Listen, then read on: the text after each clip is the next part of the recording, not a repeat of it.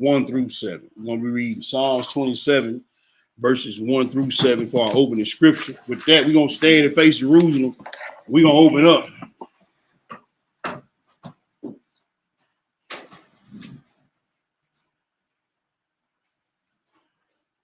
Whenever you're ready, Hebrew. Psalms chapter 27, verse 1 through 27. No, through 7. 1 through 7. 1 through 7. The Lord is my light and my salvation. Whom shall I fear? The Lord is the strength of my life. Of whom shall I be afraid? When the wicked, even my enemies and my foes, came upon me to eat up my flesh, they stumbled and failed. Though an host should encamp against me, my heart shall not fear. Though war should rise against me, in this will I be comforted. One thing have I desire of the Lord, that will I seek after, that I may dwell in the house of the Lord all the days of my life, to behold the beauty of the Lord, and to inquire in his tabernacle. For in the time of trouble he shall hide me in his pavilion. In the secret of his tabernacle shall he hide me. He shall set me up upon a rock. And now shall my head be lifted up above my enemies round about me. Therefore will I offer in his tabernacle sacrifices of joy. I will sing, I will sing praises unto the Lord. Hear, O Lord, when I cry with my voice. Have mercy also upon me and answer me. Hallelujah. So just a little bit of encouragement. You know, I know a lot of things been going on here in Memphis. A lot of killing, shooting, just retardedness all the way around.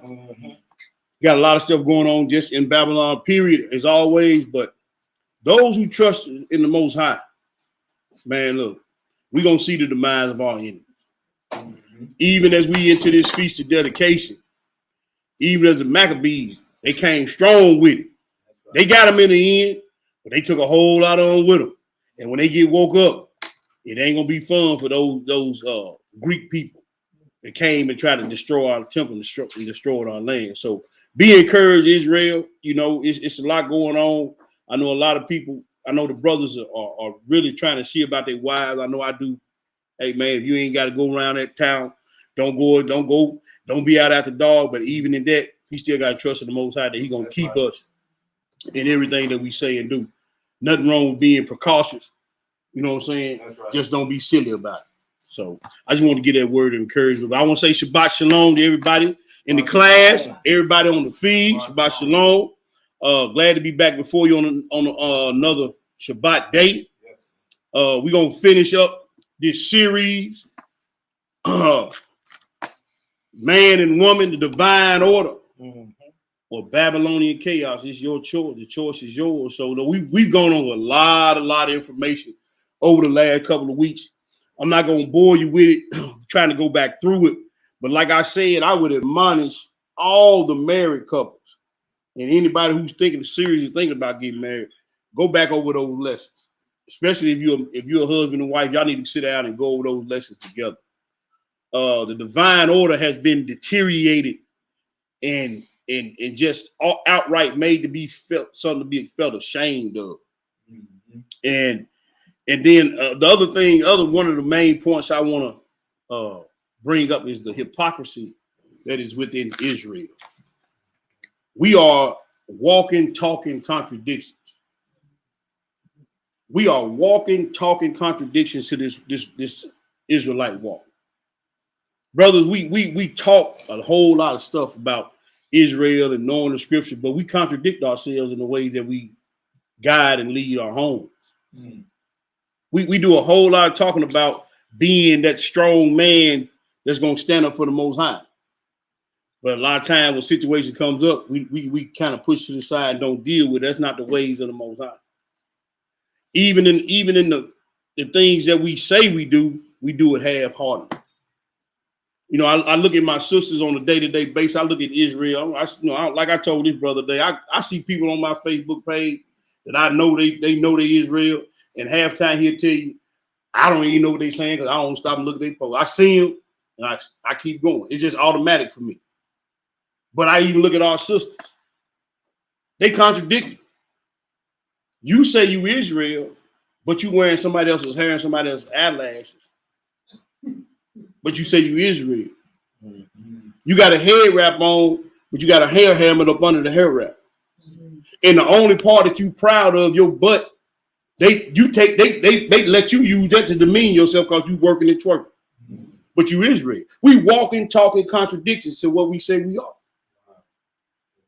We expect people to take us seriously. They see how you treat your family, bro. They see how you treat your wife. They see you ain't leading over here. They see you ain't guiding over here. And then you expect them to take you seriously. And we got, at some point in time, we either got to get on board or get out.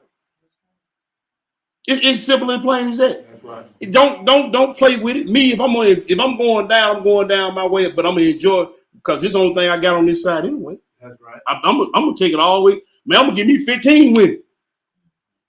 If I'm gonna play with it now, I'm just like, just go on out to get you 15 women, man, get all of them pregnant. You see what I'm saying? Don't pay no bills nowhere. If I'm gonna do that, but if I'm gonna say I'm an Israelite, then man, it's a whole nother way of mindset of living and standard that I got to live by. It's gonna be things I'm gonna have to confront that normally in the world I was like, it's gonna be things I'm gonna have to, even with myself. When she comes switching and swatching up to me and gave me everything and it's on, I'm about to say, man, I can't do that. I can't do that. And I can't be sitting around talking to Joe Blow them on the job. Yeah, man, she fine. That's right. I can't do that either. That's right. We walk in contradiction, man. We hypocrites. Mm-hmm. So, as we get into this last part, we're going to be mainly talking about submission because we've talked about everything, the divine nature, what it takes to be divine. You see what I'm saying? And one of the things that it takes to be divine is to be submissive. Brothers, y'all too. Right. Submission to the will of the Most High, what I'm talking about. We've gone over all that stuff about, 50-50. We know that that's something they fed us. We know that they fed us that we believe. A lot of us were born into it. We just fell for it. Valentine's Day. Look, man, look. Okay, now we know that's a lie. Now what you going to do? How you going to act, react, and move out here? Because like I said before, it's all about energy. How you vibrating out here? Can I look at Brother Charles and say, he just don't move like everybody else move. He don't act like everybody else act. He don't do what everybody else do. Or can I say, stand him beside another brother, Joe Blow, pooking them on the job. Now he blend right in with them. Now, if you blend right in, just go and join the fun. They don't even playing with it. Come here on the Shabbat, they put on the show then Monday through Friday. You buck wild. Yeah. No, get out. But let's go here. Let's go to the first place. We're going to the pseudo. I'm going to put it on the screen real quick. Then I'm going to pull the pseudo for those who don't have it. I'm going to take it down. I just want to show y'all where we're going, page 268 in volume 2. Then we're going to pull this up in the room for the people who don't have a pseudo.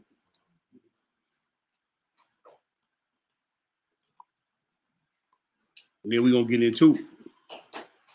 And once again, I hope everybody's been edified by the lessons.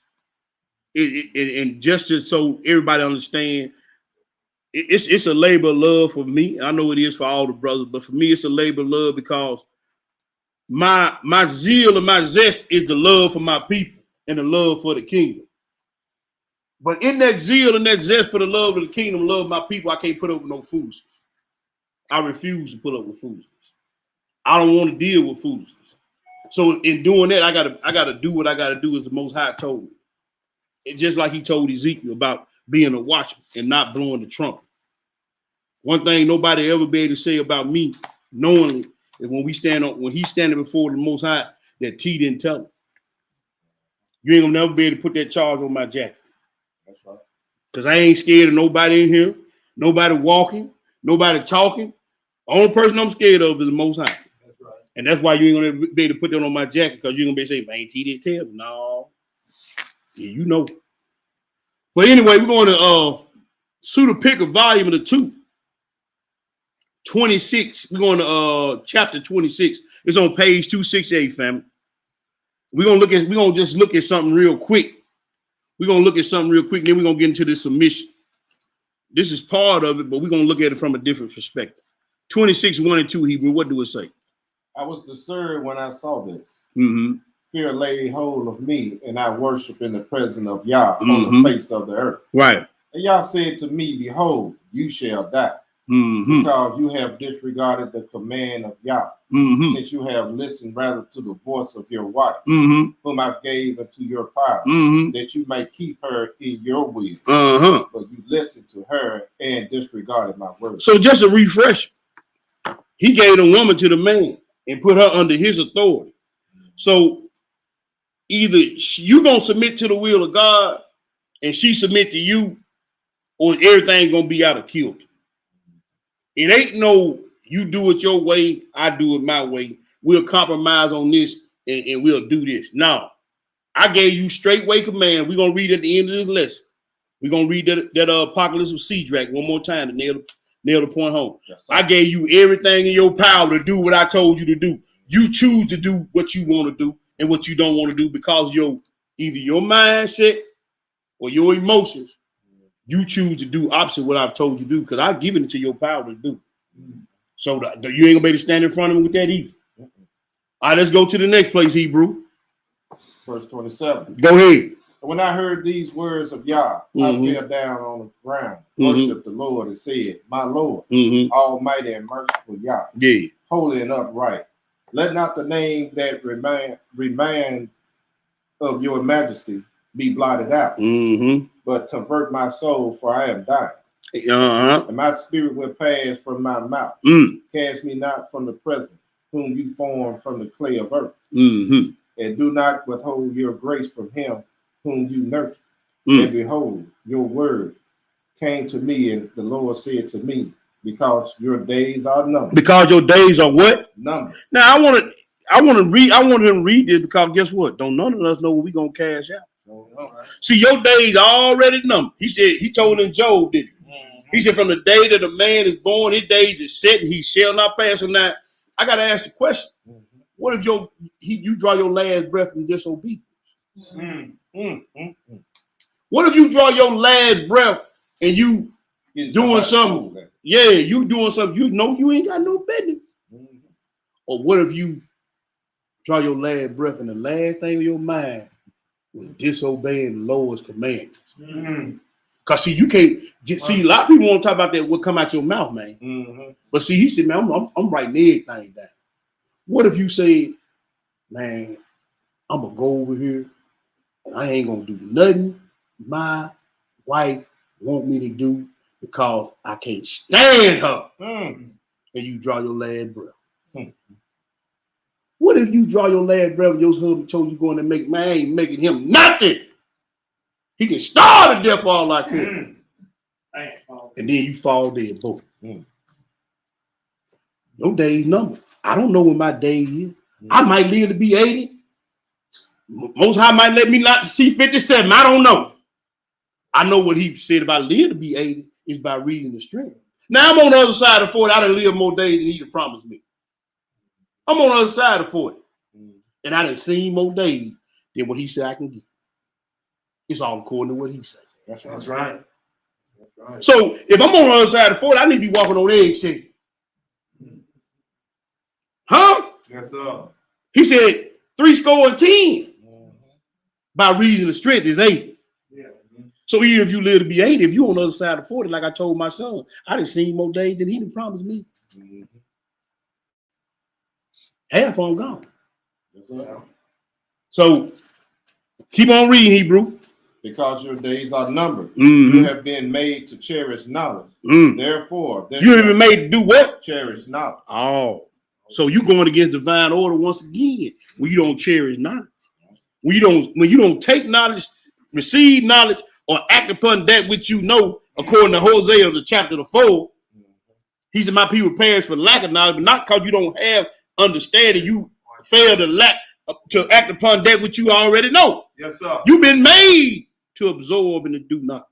That's what you were made. That's why your first letter, your name, Ish and Isha begins with the olive, because it's always something has to do with the aloof, some above, some divine order that you fail to act on.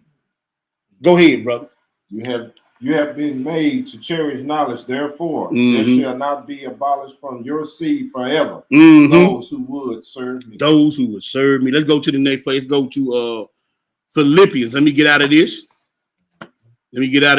And then we're gonna I'll tell you what, we're gonna go to the PowerPoint. There we go. All right, so we're going right here. And let me put this slide view on. That's up there. Let me delete that. Because I don't know why that slide's in there, y'all.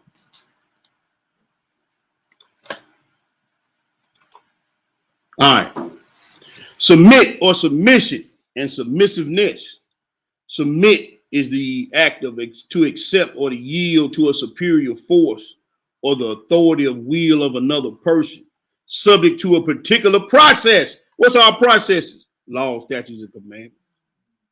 So if I'm ruling and running my house like the book say, I'm not running through there like a tyrant, but I'm being firm and I'm being fair, and I'm bringing establishing judgment in the gates. That's the process.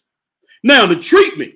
Now that's what a lot of people don't want to deal with, because for every law, and I know we don't get into this in the class, and I'm hoping and praying in the future that the Most High open this up and open people's minds. And I've been holding back on this, because the books talked about the teachings of Moshe, but all we got is the commandments. We got the 6:113, but we ain't got the teachings on it. That's a whole nother deal. I'm talking about a big deal. But anyway, the treatment is the judgment that comes down when you don't keep the process. See, if you're gonna submit to the will, just like you said, all of the Most High said, then you're gonna have to deal with the punishment when you don't submit to the process. Okay. See, we fail to miss that part. We miss that part all the time. And the condition, okay, submission, the action or the fact of accepting or yielding a superior force or to the will of authority of a person. Submissiveness, the quality of being submissive.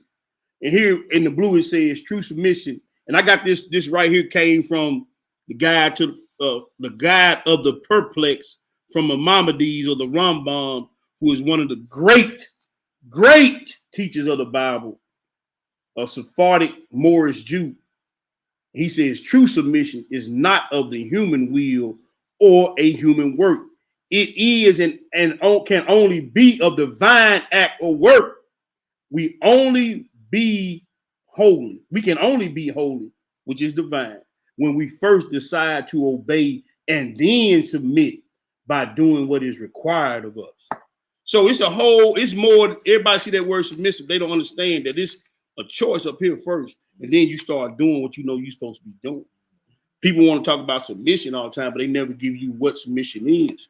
And here we have on the left side, we have the Webster's and Wiktionary definitions, but here in the blue, we have one of the great teachers of Israel telling you what it is and what the book says it is. So now we're gonna go read it. Philippians 2:4, brother. Philippians chapter 2. Philippians chapter 2. And we're gonna pick it up at verse. Make sure I ain't changed that water. We're gonna pick it up at verse 2, Hebrew. Verse 2. Yeah, we're gonna, when you get it, go ahead and read. Philippians chapter 2 and verse 2. Fulfill ye my joy, that you be like-minded. Be what? Like-minded. Having the same love. Having the same what? Love. Now, once again, we know that word is ahav. We ain't talking about eros. We ain't talking about how somebody make you feel. Because I want to make this point real quick about this love thing. I love beef real. Do I really love beef real? No, I love the way beef real tastes in my mouth. Because if I love beef real, I tell them stop killing cows. If I really love them now.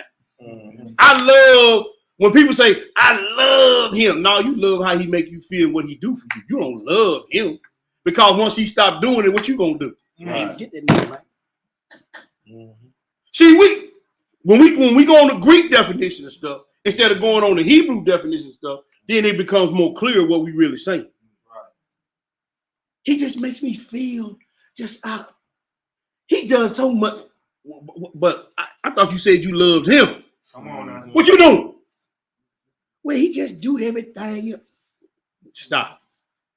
So when you see love in the scriptures, understand what he's really talking about, what he's saying.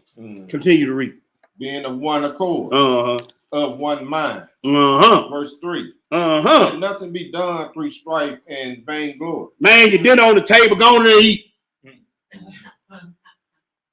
Let nothing be done through strife or vainglory. You see what I did for you? Your car running good. You're looking good. It's all because of me.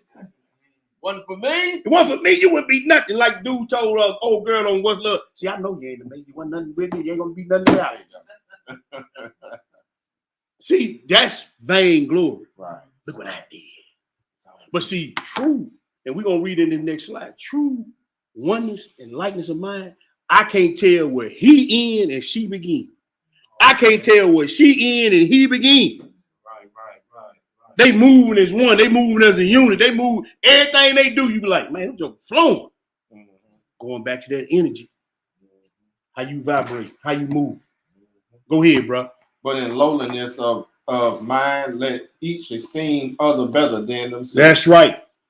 Look not every man on his own thing. On his own thing. But every man also on the things of others. See, now, if husband and wife moving like that, boy, you want to talk about something beautiful?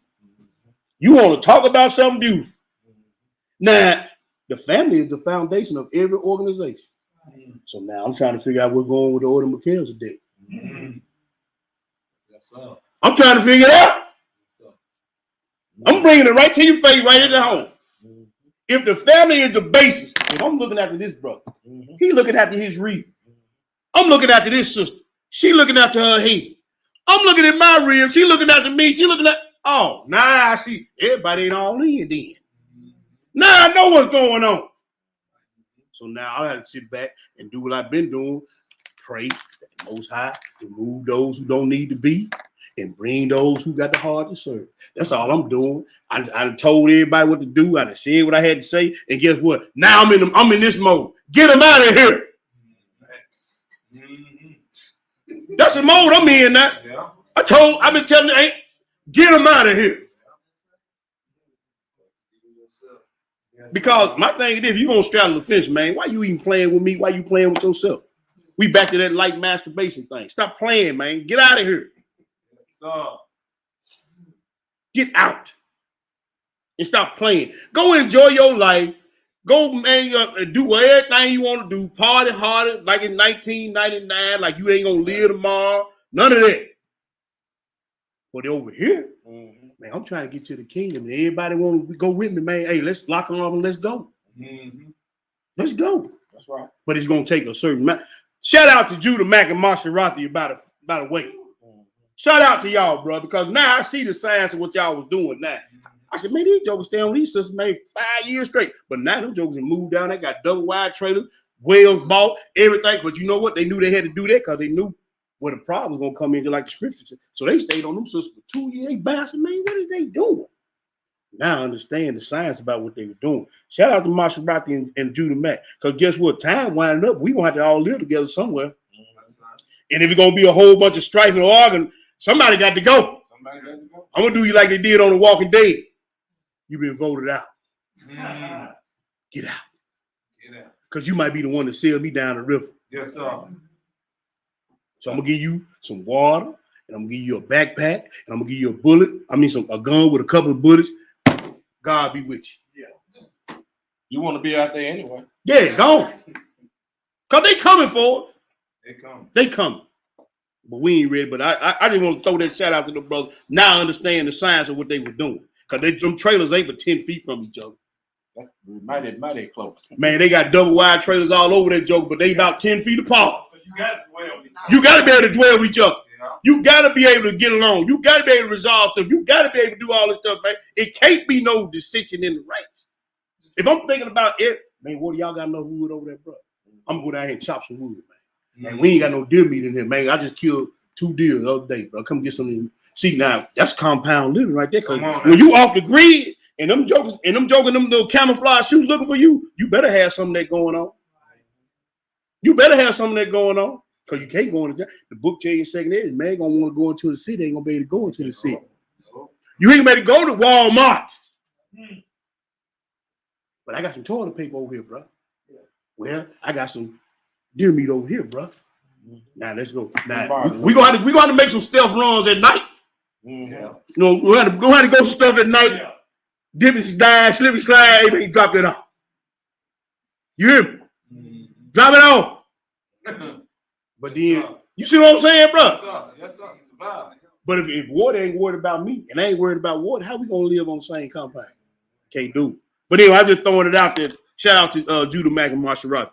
But go ahead, Hebrew. Verse 5. Mm-hmm. Let this mind be in you, which was also in Christ Jesus, who being in the form of Yah, thought it not robbery to be equal with Yah. Ultimate submissive person ever to live, ever to be was Jesus the Christ. Gave up being God to come down here and save your raggedy behind. Come on, man. Ultimate show and form of submission. Go ahead and read. Verse 7. But made himself not of reputation, of no reputation. He didn't come in here, man, I'm the creator. Y'all bow down and bless this pimping. He didn't come in with all that. Man, he came in lowly. Mm-hmm. Brothers, y'all need to come in lowly. We know you the head. You ain't got to come in. Look, woman, clip my toenail. You ain't got to come in with all little man. If she rocking like she supposed to rock, she gonna know. You see what I'm saying? Right. But hey, man, we got to have the mind of Christ. Go ahead, bro. And took upon him the form of a servant, right? Was made in the likeness of men, and being found in fashion as a man. That's right. He humbled himself. How? And became obedient to death. Yeah. Even the death of the cross. Man, greater than no love than this, that a man laid down his life for his friend. Yes, sir. How many of these jokers here you willing to die for? See me, I'm ready. Anybody come in here, come up on one of y'all, they're gonna have to give me two. I'm ready because I know the payoff. I just read what the payoff was. That's right. Read that again, bro. That's the payoff. No, what did it say? He humbled himself even unto death, even the death of the cross. Let's get it. I'm tired of being here anyway, to be honest with you. I'm tired of dealing with Israel. I'm tired of all this getting ready. I'm getting if I got to roll like that, let's go. Ain't nothing in Babylon here for me, man. No, but my family. That's it. And I already talked to them and showed them. So if I got love for this brother, they coming for this brother, they coming for me too. That's right. That's how it is with me and him. We already know. That's how it is. They come for you, they coming for me. That's it. Continue to read, Hebrew. Verse 9. Wherefore God also had highly exalted him and given him a name which is above every name. That's right. That the name of Jesus, Yeshua HaMashiach, every knee shall bow. Of things in heaven. Yes, sir. Things in earth. Yes, sir. Things under the earth. And that every tongue should confess that Jesus Christ is Lord. You see how the second Adam gonna put everything back like it was supposed to be with the first Adam? He gave him power over everything. And the first Adam screwed it up by not being who he was supposed to be. Right. You see what I'm saying? We read it, just read it in Adam and Eve. Because you listened to your wife, bro.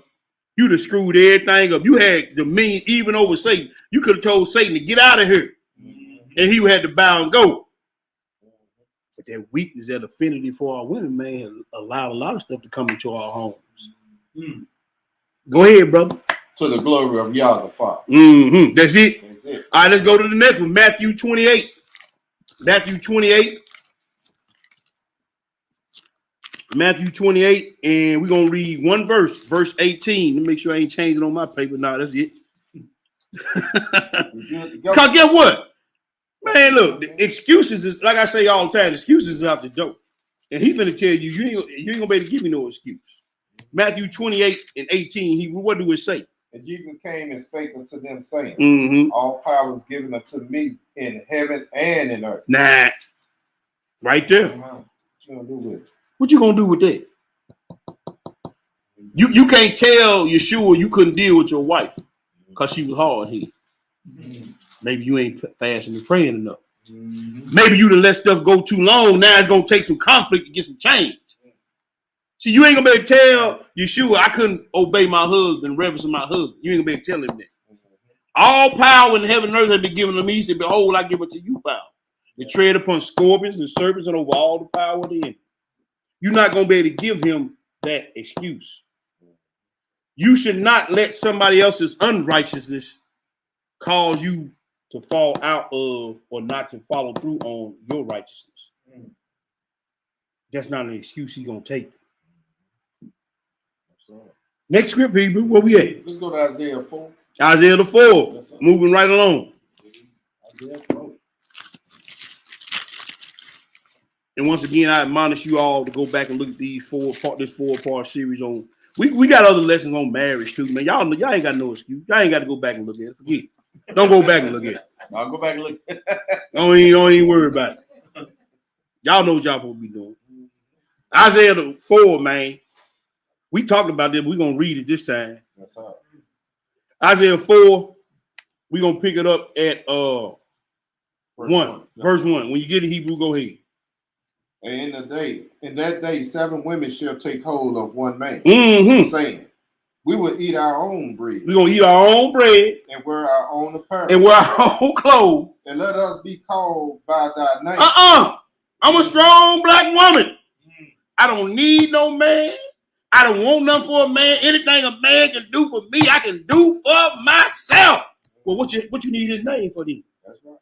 You got your own bread and your own clothes. Why you need him? Because guess what?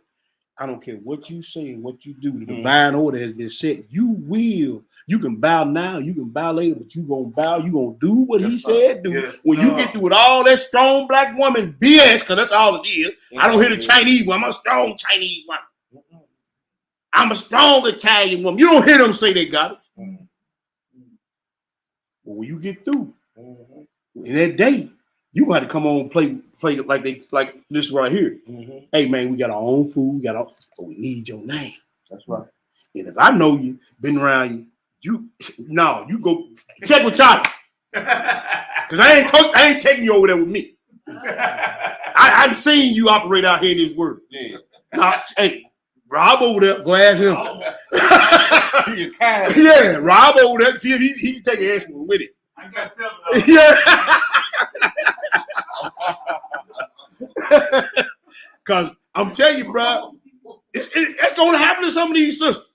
You been out here doing all this women live, feminism, garbage, and then you gonna have to, hey man, everybody on the boat, they gone. And you stand on the dock like looking like a sad puppy. Man, I ain't dealing with that. Yeah, I ain't dealing with you, man. Yeah. So I'm maxed out. That's crazy, but go ahead and read, bro. And to wear our own apparel. Only let us be called by thy name to take away our reproach. Now they ready to submit. Right. See, now you ready to submit. Man, we got a reproach on us. Don't nobody want us. We standing sitting by the dock of the bay. The ships is leaving. Tarshish came 5 times. Hey, them doves with windows, I see them. Get out of here. And them doves with the window, they gone. Tarshish made their last run. You standing on the docks. Yeah. Man. Now you ready to submit now. Yeah. Yeah. Man, you know, I seen that sister, man. She was getting herself together, man. I might take her. Too late. Boat gone. You know what? Isaiah 13 talk about how men gonna be brass to go to over. Yeah, that's right. There's gonna be a lot of war. So see, they're gonna be a rare commodity, but you still need the men though. Right. That's right. You still gonna need them brothers. So that's why it's gonna be 7-1. You see what I'm saying? And all your money, your good job, and your college education ain't gonna get you on that boat, on that plane. It ain't gonna get you on the boat. And you can have the widest hips and the thickest lip. It ain't gonna get you on that boat, man. That crazy, man. It sounds like there's gonna be some righteous men left. That's what I'm trying to tell you, man. There's gonna be all the people left. He said he gonna make up his jewels, didn't he? Didn't they say the book tell you in Isaiah he's gonna make up his jewels and they're gonna bring precious cargo with them? Yeah. So you might be standing on the dock of the bay. So Squirrel and Negro ain't gonna be hanging. No, Pookie and them ain't gonna be able to get on, man. Okay. Ray and them, Junebug and them, they ain't getting on. Verse 2. Yeah. In that day shall the branch of the Lord be beautiful and glorious. Yes, sir. And the fruit of the earth shall be excellent and covenant from them that are escape of Israel. That's right. Did you hear that? Escape from Israel. You're gonna be in dire straits. You're gonna be man, you're gonna be fighting for that last seat on that boat or that plane. throwing Lou Alcindor elbows, trying to knock a joke. Man, I got to get on there. If you don't get on there, man, then you want to deal with what's to come. That's right. Mm-hmm. Go ahead, bro. 3. Mm-hmm. And it shall come to pass that he that is left in Zion, Mm-hmm. and he that remaineth in Jerusalem, Mm-hmm. shall be called holy. That's right. Even every one that is written among the living in Jerusalem. Ooh-wee. Your name might not be written. So this is why you can't get on that boat. Go ahead. When the Lord shall have washed away the filth of the daughters of Zion. Now, all that Babylonian mess is out your brain. He done washed you with the water, with the washing of the water of the word. He done washed away the filth from the daughters of Zion. Yo, you're going to be ready to be called a daughter of Zion then. All that filthiness is going to be washed away. All that crazy mindset going to be washed away. All that contentions and all that stuff, he going to wash away all that filth from our women, man. Mm-hmm. And then we're going to go back into the land in holiness. Totally different mindset. Baby's going to die at 100. Mm-hmm. And it's still ain't going to be no drama going on. Because guess what? He said he going to purge out the rebels. You can get out of here. You can't be no walking contradiction over there now. Go ahead, brother. And shall have purged the blood of Jerusalem. That's right. From the midst thereof by the spirit of judgment. That's right. And by the spirit of burning. Mm-hmm. Skip down. That's it on 11, right? That's it. Okay. Mm-hmm. All right. Yeah, that was it on that. Let's go to John 6:38. And we're going to move on to obedience. John 6:38. That's why we tell people, hey, you might well purge yourself now. So. Might as well, man. None of this stuff going on ain't not going to go forward. It's a thing right now. Either you can be training yourself for the long haul or training yourself for the downfall. It's one of the two. This is it. You ain't see Israel really think they got choices. That's what be tripping me out. No, yeah, in a sense you can choose to do or not, but really the choice to do not is what? It's death. Yeah. That's all you got. It really ain't no choice, really, man. You got a choice. If I had a gun, this man, he said, man, I can pull the trigger, not pull the trigger. What are you gonna say? Don't pull the trigger. So that's what the Most High telling me. Choose life unless you got a fireproof. No, I ain't got no fire.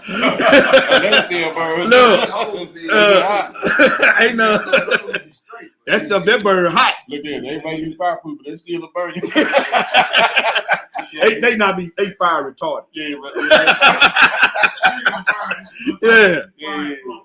yeah, slow, real slow. Get you slow. That's Yes, sir. No, it ain't gonna be enough for that fire. Right. That's some lava you don't want to be in, bro. Man, you know there's gonna be a river of lava. Yeah. I be thinking about that kind of. I'm like, man, I don't want no pause, no lava. Hey man, it's like a Muslim guy. You know, he Farrakhan Jr. Mm-hmm. I used to work with. Yeah. He said, man, I see y'all be reading that book, man. How you know gonna be a lake of fire? I said, man, what you think he be showing us when them damn volcanoes? Yeah. Ain't nothing but lava, bro. I said, man, he's showing us all this stuff. Well, you know what? I kind of see what you're saying. You ain't got to see. Keep on doing what you do. You gonna get very acquainted with it. Then look, you know the blood moon staying up longer and longer. And see, a lot of people don't understand what that, man. He said it's gonna be signs in heaven, man. Yeah. It's gonna be signs, and he's gonna be looking. Man, I ain't never seen nothing like that. Man, look. Before the big show. That's why I say, man, I don't want no parts of it. I'm trying to get in, and I try to. That's why I stay to myself a lot, bro, because I don't want nobody to be able to bring no occasion up against me. Because I'm telling you, it ain't gonna be that much longer. Because it's too many of us waking up. Mm-hmm. And he said right before the end, the valley of the dry bones gonna wake up. Yes, sir. It's too many people getting their land and knowing that they ain't gonna be able to get out of here, so they're gonna make their last stand where they're gonna make their last stand at. It ain't gonna be that much longer. I thought I'd never see this day how we living right now. I used to laugh at that joke all the time. Yeah, I be gone, man, by the time all they kick off. Y'all deal with that. I used to talk to him about that all the time. Y'all got to deal with them, be gone, man. Yeah, I'm looking dead in my face. Like, no, man. Cause the book, hey, like Messiah told John in Revelations, hey, What did he tell the folks under the altar? Yeah. Some more of your brother got to die. Hey man, he said, hey, we got to go just like they went. That's it. And he said, hey, Satan gonna make war with the remnant of the saints. Not Satan making war with the remnant of the saints. Man. As we speak up there. Man, every day. Every day. John 6:38, Hebrew, what do it say? For I came down from heaven, Uh-huh. not to do my own will, That's right. but the will of him that sent me. Skip down and read 44 for me too. I added that in there. No man can come to me except the Father which has sent me draw him. Mm-hmm. And I will raise him up at the last day. So he said, not only did I not come down to do my will, but the will of him who sent me. Again, submission. Being submissive to that who's in authority over you. He said, but because I did that, I'm gonna have power to raise people up in the last day. And Peter asked the question, hey, look, you sure, man, we left everything. Followed you, man. We barely got enough to eat half the time. Mm-hmm. You know, folks always on our ass, trying to kill us. He said, what we gonna get? For forsaking all and getting with you, bro. You gotta tell me something, man. I need to know. Yeah. If not, I can go on back and do what I was doing, because this right here, man, it's hard. He said, hey, man, you're going to be on the throne judging the 12 tribes of Israel. Oh, that gave Peter some strength. Yeah. They got to give him a little something. That gave Peter some strength. He went all the way down the line with him. Then did the back. So this is what I'm looking, man, not to be a worker in the United Snakes of America in Babylon. I'm looking to be able to rule and reign in righteousness and do some just judgment. I think about my babies, my brothers and sisters that was thrown to the alligators. I think about my brothers and sisters at the fair getting baseballs thrown at their head. I think about that, man. I think about Eleazar and the mother and her 7 sons. I think about that. I think about the story my grandma used to tell me when she saw her father hung in front of them as a child. I'm ready to do some right, just judgment, man. I ain't ready to sit up and say, well, you know, man, forgive and forget. No, bump that. That baby didn't do nothing, man. That baby didn't do nothing, bro. He said establish judgment in the gates. You hear me? We ain't trying to hear that. Well, you know, that was my father. Man, I don't care. I don't care who he is. Pull his record up. Tell Enoch to pull his record up. Pull his record up, Enoch. Yeah, you got rich off the backs of these slaves. You raped this woman. You killed her baby. You killed her son. You sold her dog. Get him. Yeah. Guilty as charged, bro. Guilty as charged. This is what I'm trying to be submissive so I can get to that point where I can do some right and just judgment. But let's move to the next page, bro. Let's look at meekness, humbleness, and obedience. Let's look at one of our mothers. Let's look at one of our mothers. Let's go to Genesis 24. Let's go look at one of our mothers. Genesis the 24. We're going to read verses 1 through 4. Then we're going to do a little skipping. Genesis the 24, Hebrew. Genesis 24, verses 1 through 4. Then we're going to skip down and start at the 7, Hebrew. Whenever you get it, go ahead and read. And Abraham was old and well stricken in age. And the Lord had blessed Abraham in all things. And Abraham said unto his eldest servant of his house that ruled over all that he had put, I pray thee, I pray thee, thy hand under my thigh. Now, when somebody did that, they were bonding themselves to an oath. You putting your hand on his thighs close to his loin with the significance of his power. So, hey, man, everything within me and you bonding yourself to this. You want to make sure this get done. Once again, brothers and sisters, when you get married, you bonding yourself into an oath. This ain't no thing to be taken lightly. This ain't no thing to be, man. When a brother gave a sister a bill of a divorcement, it was a thing that he had to consider holy. And guess what? He still had to give some paper on out the door. She still got some paper going out the door now. Even if he found uncleanness in him. See, we ain't nobody taking no losses over here on this end in Israel. See, we can go through the ketubot and the ketubas, and we'll show you all that. But I ain't released me to do that yet. But it's a whole section on how to deal with women. A whole section on how to deal with women in marriage. But I digress. Keep going, Hebrew. Verse 3. Yeah. And I will make thee swear by the Lord, Uh-huh. the Elohim of heaven, Mm-hmm. and the Elohim of the earth, Mm-hmm. that thou shalt not take a wife unto my sons of the daughters of the Canaan, Mm-hmm. among whom I dwell. Now, that right there, any Israelite man thinking about getting married or want to get married, that'll be sealed, cut and dry. If she not an Israelite, you don't need to be dealing with her. So all your sports stars that walking around with Becky Sue and Peggy Ann, you in the wrong. I'm gonna keep it 100. I know a lot of the stuff that we teach over here ain't popular. Ain't nobody gonna like it. If it wasn't the Shabbat, I'd say something. Cause I'm standing on with the Most High. Cause I just read this in the Bible. That's right. This ain't mine. This is what the Bible say. Come on now. So if you're dealing with any other sister than the Israelite sister, you in the wrong. We read about Solomon, what they did with him. They turned his heart from God. We read that. We read about Samson, messing around them, the Philistine women, them Hivite women. You see what they did? And then she did him in cold too. Yes, sir. Y'all been leading women up. Get with an Israelite sister. But now the book tell you how to deal with her too. Before you marry, inquire of her talk. If she ain't talking, she talking crazy all the time, always talking somebody's business, you might want to leave that one alone. On to the next one. Yeah. But go ahead, Hebrew. 4. Uh-huh. For thou shalt go into my country and to my kingdom. Yes, sir. And take a wife unto my son Isaac. Now, Isaac ain't had no choice in the matter who he gonna bring back. Did y'all catch that? Isaac ain't got no choice in who Eliezer gonna bring back to him. Now, I'm quite sure for the dude saddled up, ain't look at man.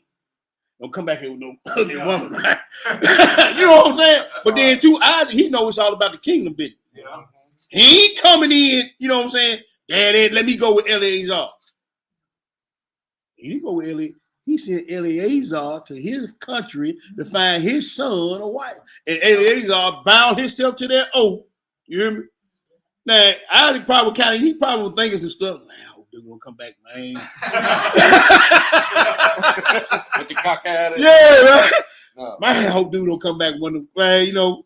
Isaac probably was thinking that. I ain't saying, I'm just using my sanctified imagination, but there was a time before, you know what I'm saying, man's beauty and age right. and all that was fading. So right. It was a very ugly. Yeah, it was rare. rare. I'm saying, It was rare. You know, basically challenged people back then. Right. Right. That's right. You right. But you know, Leah, you know, Jacob got stuck with Leah too. So, you know, he like, man, my daddy, mama, man. I mean, you know, I ain't saying she wasn't, but saying I'm thinking about this brother is being told to go get my wife. Right. Hold up, man. I ain't got no say so in. But anyway, go ahead, Hebrew. Verse 7. The Lord God of heaven, which took me from my father's house and from the land of my kindred, right, and which spake unto me, and that swear unto me, saying, right, unto thy seed will I give this land. Right. He shall send his angel before thee, and thou shalt take a wife unto my son from thence. If the woman will not be willing to follow thee, you hear that? If you go say, hey man, you the one, I'm taking you back. He said, if that woman ain't willing to come, that ain't the one. To see the women, he sent him all the way back to the Ur of Chaldees now. This is on the other side of the Mesopotamia. You understand what I'm saying? So he know how the women were being raised over there. Like I told you about the contract in Newsy and all. This come all the way back from the Ur of Chaldees. So he telling, look, man, go all the way back over there, bro, and find my son a wife. Right. Go ahead and read. Then thou shalt be clear from this my oath. Only bring not my son thither again. And the servant put his hand under the thigh of Abraham, his master. Done deal now. That's right. And swear to him concerning that matter. And the servant took 10 camels of the camels of his master and departed. For all the goods of his master were in the hands, and he arose and went to Mesopotamia unto the city of Nahor. Yeah, see, Nahor, that was his ancestor right there. He took him all the way back. Skip down to verse 15, Hebrew. Verse 15. And it came to pass before he had done speaking that, behold, Rebekah came out, who was born to Bethuel, That's the son right. of Milcah, That's right. the wife of Nahor, Abraham's brother, Yay. with her pitcher upon her shoulder. Mm-hmm. And the damsel was very fair to look upon, a virgin. Neither had any man known her. Neither had any man known her. That's right. And she went down to the well to fill her pitcher and came up. And the servant ran to meet her and said, let me, I pray thee, drink a little water of thy pitcher. See, he seen her when he was coming into the city. He said, man, that might be her. She coming out, she working, she look good. I believe Isaac like that girl. Let me go down and see if this the one. So he says, because Abraham told man, when you come up to her, if she says she don't want to do what you have to do, that ain't the one. So he said, oh man, they gonna make this short, this trip, it's gonna be a short trip here, bro. I see one as soon as I come into the city. Working, and she working. Look at her, sister, got this man water. Yeah. Go ahead, bro. 18. Yeah. And she said, drink, my Lord. Oh, got it. Yeah. Go ahead, Hebrew. And she said, drink, my Lord. And she hastened and let down her pitcher upon her hand. Right. And gave him drink. And when she had done giving him drink, she said, I will draw water for thy camels also. Oh, man. Oh, yeah, this got to be the one. Yes, sir. This one, man, ain't got to do nothing. And she hurried up. Man, she said you hasten. Yeah. See, now, I ain't gonna say nothing. I can't get it, man, look. Can't get a drink of water. Some of these jokes come home, man, like, man, ain't no food on the table. Ain't nothing but doggone hungry man dinners in there. I don't want no hungry man dinner every day, man. Hey, that's kind of like eating bunker, ain't it? Yeah. Hey, that's what I'm saying, though, bro. Hustle up. Man, look, I'm going to tell you something, bro. It's brews out here right now today. They call me every day, man. T-Man, I'm trying to hang in. I said, hey, man, you know, hey, bro. I got two scriptures for you. Romans 7, and I give you not second areas, but Ecclesiastes 26. You got a choice to make. You got a choice to make between them two. Well, 1 Corinthians 11, 2. Hey, man, he bid us to peace. You know what I'm saying? He bid us to peace, bro. Hey, you can't find no peace at the house, man. Look here. Do what you got to do. I ain't telling you what to do. I'm going to tell you, read them scriptures, marinate on, pray on. And then make it move. Make it move. Go ahead, Hebrew. Until they have done drinking. And she hastened and emptied her pitcher into the trough. Right. And ran again into the well to draw water. And drew for all his camels. Man. And the man wondering at her held his peace. To wit whether the Lord had made his journey prosperous or not. Hey, he marinating on this thing, but skip down to verse 54. We ain't got time to read all that. But skip down to verse 54, man. And cause she done made her mind up. Yes, sir. I'm out of here. She ready to go. Man, I'm going to meet my husband. Now, she ain't seen eyes, don't know eyes, don't know who he is. See, commitment and duty and keep commandment keeping. I keep telling y'all, commitment, duty, and commitment. Not how many flowers I give you. You understand? All that old lovey-dovey. That ain't got Israel, duty, commitment, and commandment keeping. Right. Man, didn't he say she gonna be saved through childbearing? Yeah. Man, I'm finna get my first class ticket into the kingdom. All I gotta do is go ahead and get with this brute. Do what he tell me to do. Now understand something. The more time you spend with each other, what is gonna grow into? That's right. But guess what? Right now I'm trying to get into the kingdom. Yes, sir. And I'm trying to keep this man's name alive in the earth. You see what I'm saying? That's kingdom work. That's kingdom work. Now, all this, how many days y'all been on? See, now I'm gonna say something to I got my little sister in the room and some of my sisters on. Stop dating if you ain't dating to get married. If this man ain't talking about marrying you, you wasting your time. Cause all he looking for is a come up. Come up. That's all he looking for. Oh man, yeah. Hey, you know what I'm saying? Yeah. If he ain't talking about marrying you, I wouldn't waste my time with it. Because look, this sister right here, what she say? Let's go. Hey, Abraham sent me to get his wife for his son. She ready to go. Let's go. She said, I'm ready to go. Her family was the one trying to keep her there. Trying to hold her back. Yeah, go ahead and read. 54. Yeah. They did eat and drink. Mm-hmm. And the men that were with him and tarried all night. Right. And they rose up in the morning. He said, send me away unto my mouth. Right. And her brother and her mother said, let the damsel abide with us a few days. Now, I think this was like the third or fourth time they tried to get her to stay. He's like, man, I got to go. Go ahead. At the least 10. Mm-hmm. After that, she shall go.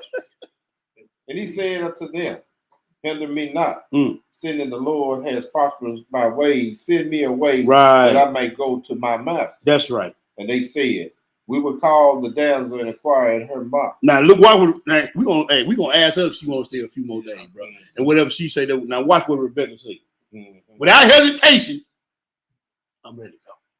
Go ahead. 58. Uh-huh. And they called Rebecca, and she said unto her, will thou go with this man? And she said, I will go. She ain't hesitate. No, sir. See, I'm telling nothing. In my time, your kid be ready to get the hell away around, y'all. Yeah. Somebody want to marry me? I'm out of here. I'm just telling you, keep it 100. This woman here, man, she ready to go. She didn't say, well, this her brother, her mother, they sad. No, they want to keep her there. And man, she ready to get on with her life. Go ahead, Hebrew. 59. And they sent away Rebecca, their sister, and her nurse, and Abraham's servant, and his men. Go ahead, brother. And they blessed Rebecca and said unto her, thou art our sister. Yes, sir. Be thou the mother of thousands of men. Woo! And let thy seed possess the gates of those which hate thee. See, that's another thing we don't do. We don't bless our kids like that. They gave her the monetary thing that she needed. But then they said, hey, man, may your seed be the seed of kings, and may they possess the gate of their enemies. That's a blessing. That's a blessing right there. Now, see, these are pagan worshipers, and I want to keep this in mind because this is on the other side of the Mesopotamia. These people still back in Sumer and back in Ur the Chaldees. But they had enough sense to bless their children. And they knew they word held power within the heavens. See, this is what we got to understand what we reading here. Go ahead, Hebrew. 61. And Rebecca rose in her death, and they rode upon the camels and followed the man. And the servant took Rebecca and went his way. And Isaac came from the way of the well. Yeah. For he dwelled in the south country. And Isaac went out to meditate in the field at the evening time. Yes, sir. And he lifted up his eyes and saw, and behold, the camel will come. And Rebecca lifted up her eyes. Now y'all peep game right here. Go ahead. And when she saw Isaac, she lighted off the camel. She jumped off the camel, man. She didn't get it. She just jumped off the camel. Yeah. That's Isaac. Because y'all know what they say. Isaac, you know, he's a good looking brother. You know. I hit the lottery. That's all I need to see. I'm good. Yeah, I'm good. Go ahead. 65. But she had said unto the servant, what man is this that walketh in the field to meet us? Hey, man, who is that? Go ahead. And the servant had said, it is my master. Therefore, she took a veil and covered herself. What? She did what? Took a veil. No, she took her clothes off and started twerking. No, took a veil and covered herself. So she wasn't trying to show all her wares right at the gate. No, sir. Message. Message. See, our sister did the exact opposite. Yes, sir. See, we see a dude. She covered herself. She wasn't pushing them puppies up in there. Cause he was if first thing he wouldn't have been looking at her face. He been looking just like this. Hey, what's up? He wouldn't have been looking at her face. She been talking to her. My mouth is up here. Oh yeah, I know what's up. But she covered herself in obedience and reverence to the one who was going to be her head. So who taught her that? That's what I'm trying to tell you. So once again, we're going back to that 1 Timothy. Yes, sir. You see what I'm saying? This is what we got to we read this stuff, but we don't understand the culture and the science behind it. First thing all women want to do nowadays, all it takes is a happy meal and a smile, and drawers is on the ground. So This sister here, she went out all the way opposite. She saw who she was gonna be given to, and she covered, not only jumped off the, and she covered herself in reverence, obedience, and meekness. Go ahead, bro. 66. Mm-hmm. And the servant told Isaac all things that he had done. Mm-hmm. And Isaac brought her into his mother Sarah's tent, and took Rebekah. Hold up. Where you take her to? Sarah's tent. Oh, you going to holler at my mom? Cause get what mama go? Grandma and mom don't tell you she ain't no good. Yeah. Send her back home. She's not a keeper. So he took her straight to mama. Mom, what you got? She looking good now, mama. Don't give me a good report now. Yeah. But mama went on. Go ahead, bro. And took Rebekah, and she became his wife, and he loved her. Oh, okay. Now how he loved her and didn't know nothing about her? I'm trying to figure this science out right here. See, now you got to go back to the Israelite way. This is simple, elementary stuff. But we didn't let Babylon fool us, man. Mm. And now we wonder why we got all this chaos. That was it, Hebrew? No, sir. Go ahead. And she became his wife, and he loved her, and Isaac was comforted after his mother's death. Oh, she didn't discomfort him after his mother's death. No, sir. Oh, okay. I ain't even gonna go there. I almost said something. Go ahead. That's it. All right, Matthew the 5, Hebrew. Moving on. Matthew the 5, 2 through 9. Very familiar passage of script, but we're gonna read it anyway because we talking about meekness, humbleness, and obedience. We read in that John 6 that, hey man, he gonna raise you up in the last day. But guess what? He's gonna tell you right here, Matthew 5. Check this out. Now keep that John 6 in mind when you're reading this Matthew 5. All right, this is how we gotta link the scriptures together. Go ahead, Hebrew. Matthew 5 and 2. What did he say? And he opened his mouth and taught them, saying, Bless all the poor in spirit. For what? For theirs is the kingdom of heaven. Now John is 6 and 38 making sense now. With that 44. I got to be meek in spirit to inherit the kingdom of heaven. Yeah. Just like she just told her, man, may your seed be the seed of kings and possess the gate of your enemy. Now I know I got to be meek to inherit the earth. Right. The kingdom of heaven. Oh, okay. Go ahead. Blessed are they that mourn, for they shall be comforted. Yes, sir. Blessed are the meek, for they shall inherit the earth. Yes, sir. Blessed are they which do hunger and thirst after righteousness. Not after Babylonian mindset and ways. The ones who thirst after righteousness. For they shall be filled. That's right. Blessed are the merciful, for they shall obtain mercy. Blessed are the pure in heart. Yes, sir. For they shall see Yah. Yes, sir. Blessed are the peacemakers, for they shall be called the children. Now that's meekness, humbleness, and obedience. That's what that is. But we can't get there when everybody's looking after their own things and their own selfish ways. I can't get there without my real. It ain't gonna work, man. That's right. That's right. She fighting against me, I'm fighting against her. She want her will, I want my will. Ain't nobody thinking about the will of the Father. So what do God say? That's what we need to be doing. Bump what you want, bump what I. What do the Most High say? How he say stuff ought to be. That's what we got to look at. That's how we got to act. That's how we got to move. All this emotional feelings and wants and desires, that's all BS, man. We've been fed a line and we done believed it. Hook, line, and sinker, we done took this thing. And we done took it for what? Being real. When it's just fake, smoke and mirrors. And it keeps you off guard, off watch.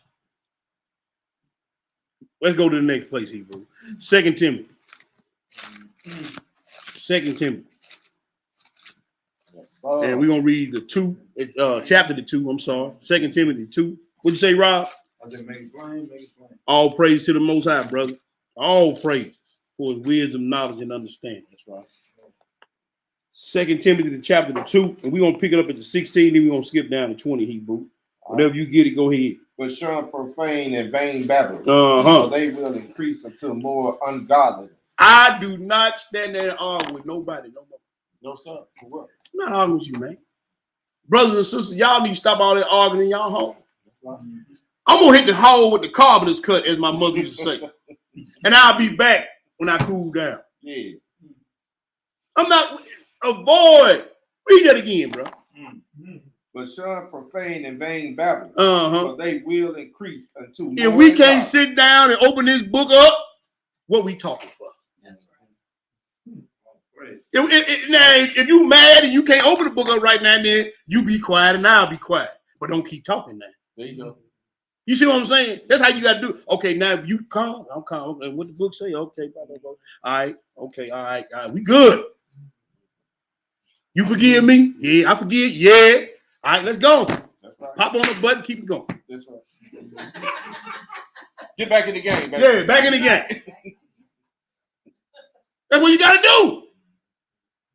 Hey, how Satan gonna get in when we doing it?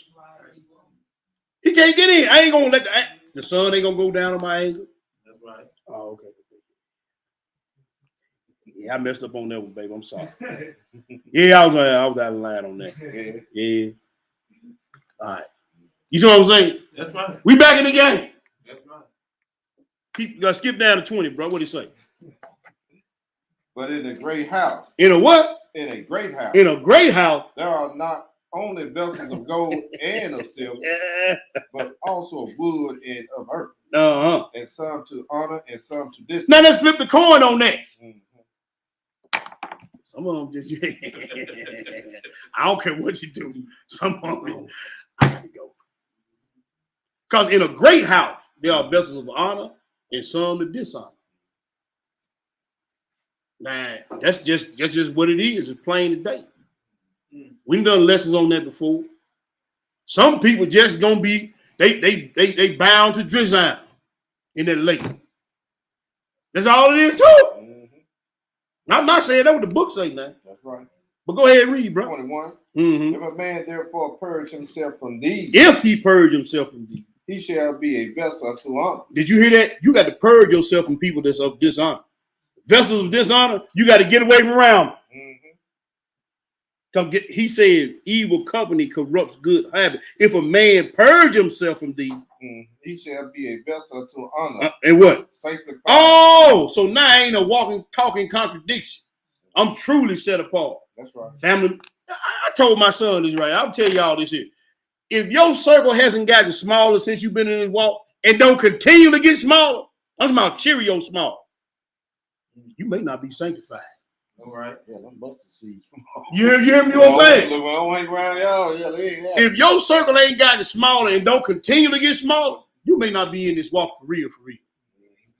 You know what I'm saying? You might be for play. Because my circle, man, boy. We go to man. Hey, I'm talking about Cheerio small.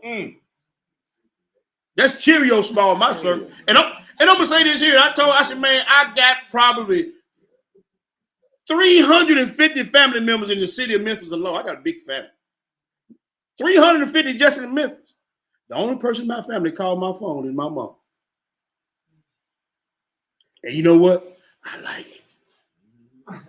Because see, y'all don't know my family, but that's a whole nother discussion. Right. But that's crazy how he done separated me from all of that. I'm going to just give y'all this little insight to read why I say what I say. I done had two nephews. I done had a niece stabbed up 21 times this year. I done had 2 nephews shot 6 or 7 times. Point blank range. You understand what I'm saying? And that just, I done had one niece shoot at the mama. I done had another niece tase the mama. You understand what I'm saying? Oh, we ghetto fat. Well, they ghetto fat. That's just this year. I'm talking about just this year now. I'm just talking about this. Now y'all see when I say I love putting hands on people. That's where I come from. I'm talking about So if your circle ain't getting smaller, sometimes you got to purge yourself from these vessels of dishonor. I mean, it's hard. It's a hard deal. But hey, it's just what it is. It is what it is. You got to do what you got to do if you're gonna be sanctified. Continue to read. Made me lose confidence. If a man therefore purge himself from these, he shall be a vessel to honor, sanctified and meet for the master's use. That's right. And prepared unto every good work. Every good work. Flee also useful lust. Do what? Flee also useful. Our young brothers and sisters. Flee youthful lusts. Mm-hmm. All that stuff y'all think is all hitting and popping. It ain't. It's going to, see, this is what we got to understand. Everything down here, everything about this world, everything we hold sacred, everything we think is important, everything that we spend all our time, money, energy, and effort getting, it's going to get burned up. It's going to get burned up. That's right. So why put all your effort and energy in that? I got to get big boy Mercedes, man, all that. You know what I'm saying? It's going to get burned up. I pushed and pushed and pushed and pushed and pushed the jokes, man. I don't need that copy out of a piece of paper. They don't get him the king. It's going to get burned up there with everything else. I pushed and worked and worked and worked and worked to get this. It's going to get burned up. It ain't going to stand the test of time. That's right. He said everything in this earth is going to get burnt up. Flee these youthful lusts. Get with your elders. Get with your mother, your father, this one that's in the truth, and let them tell you how to invest in eternity. Man, I done invested so much money in different stocks, man, trying to get up. I got all kind of stocks. But guess what? They don't give me the kingdom. It may afford me some few amenities while I'm here on earth. Yeah. You see what I'm saying? But I ain't putting my trust in, you know what I'm saying, in that. Right. But everything we work for, you see what I'm saying? Mm-hmm. It ain't no good. Ain't no good at all, bro. What we getting out of it? What we getting out of it for, bro? Man, just a little pleasure for a season. For a season. And I'm talking about, man, a short season. Yeah. What? Okay, you work till you 65, 67. Mm-hmm. Do you have $2.1 million to help you live to 80? Mm-hmm. Because that's what it's going to take. Mm-hmm. See, we don't even think about stuff like that. We don't think about stuff like that, bro. Now, can you go live off the grid? Yeah. We ain't thinking about that either. Because guess what? If you don't get a house with a well dug on it, the utility got to supply you with water. Mm-hmm. If you don't get no solar panels put on top of your house on the land, guess what? You got to get utility. If you don't know how to use kerosene lamps and all. See, we spend all our time, effort, energy, money on the things that were youthful love. Man, I want the PlayStation, the Jordan 15, the 25. Read that again. And that lasts for a season too. And then look, Charles had some Jordans or whatever he had, man. I could be that. That Joker had some shoes, boy, been through the ringer. They were so old, they couldn't even be glued. Hey, but you know what? I was proud of that brute. I was proud. I said, look at this boy. Man, them jokers that were tore up from my time. Hey, bro, that man tried to glue them shoes back up, bro. Look, man, them shoes were so old, man, the glue wouldn't even stick to the shoe.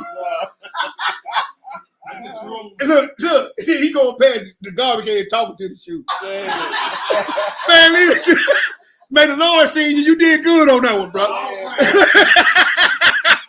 The Lord seen you did good on them, bro. He can't bring no cage against you on them shoes.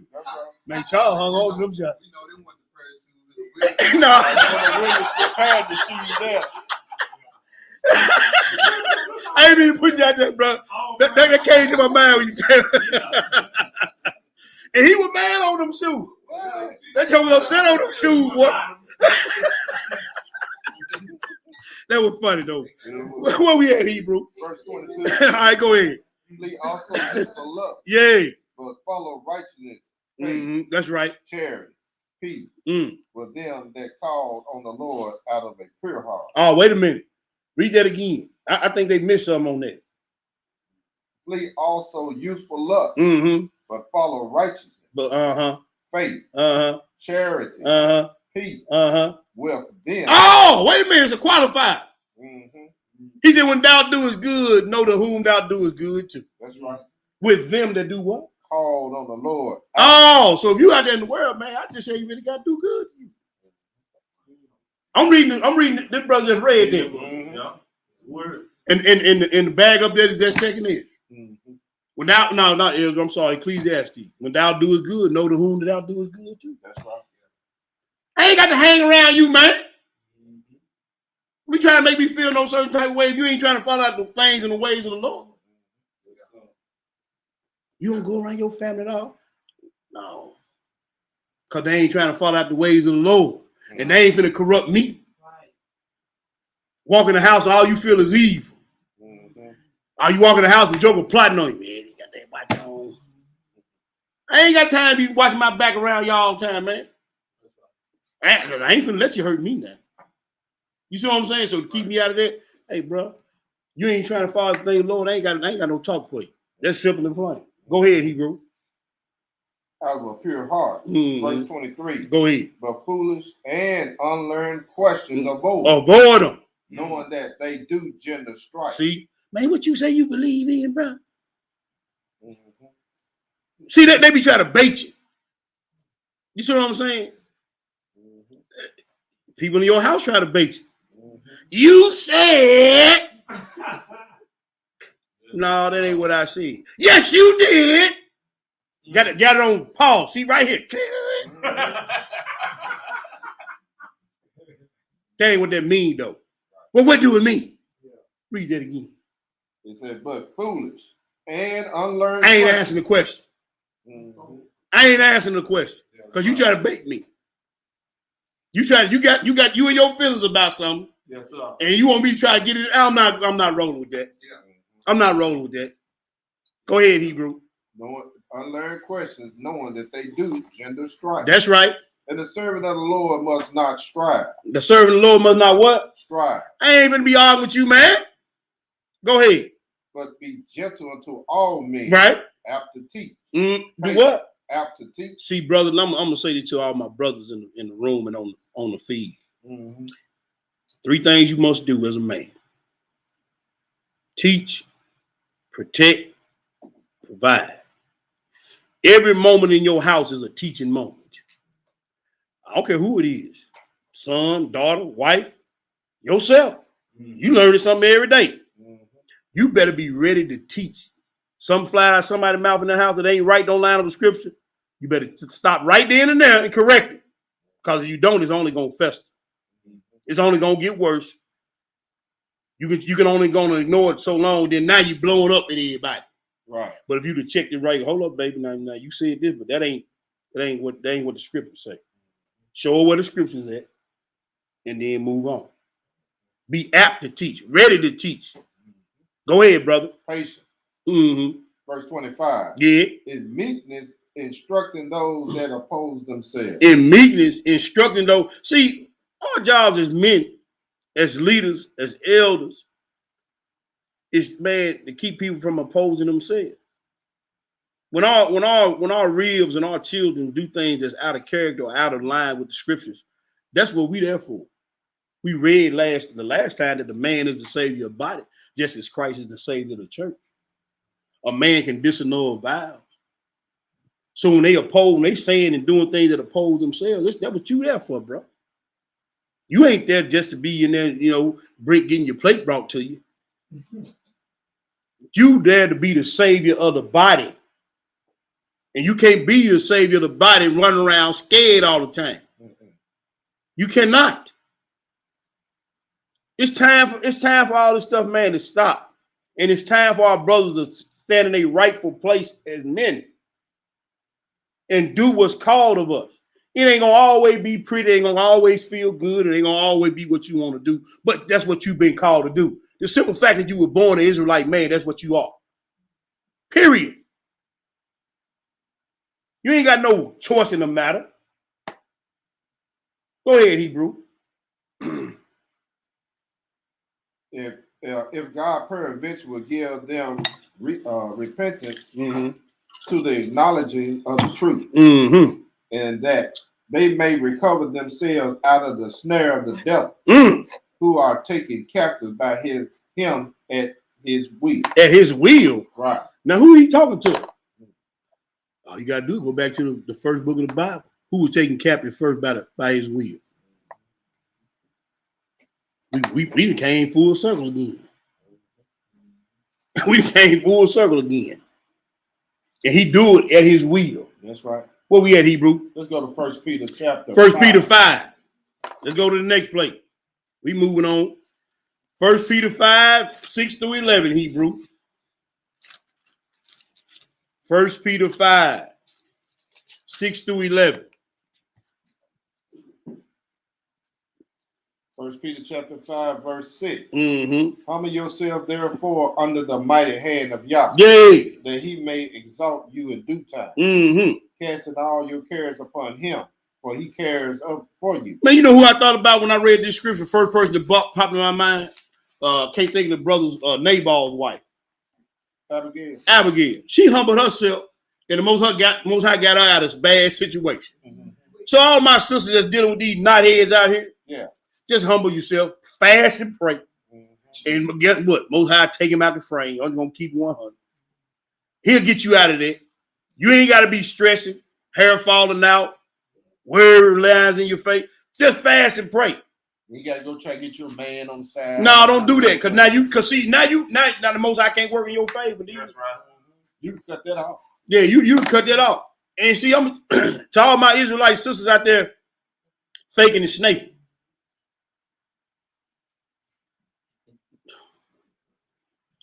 You know what? Y'all need to stop playing with y'allself. I'm tired of talking. I'm going to lay it out there. If you call yourself Israel, a certain way you're supposed to be conducting yourself out in this field. It's a certain way you're supposed to be looking, dressing, talking, walking. Now, folks is on Facebook. Folks is on Facebook and on Instagram and, you know what I'm saying? Doing the thing. Hey, man. Now, I got the call. I want, you know what I'm saying? But now, I sick the missus on them. The elder women going to have to start standing up. Just like these elder brothers got to start standing up and calling out folly. Y'all sisters do too. Y'all ain't getting off the hook. And y'all need, look, man, this Facebook got y'all messed up.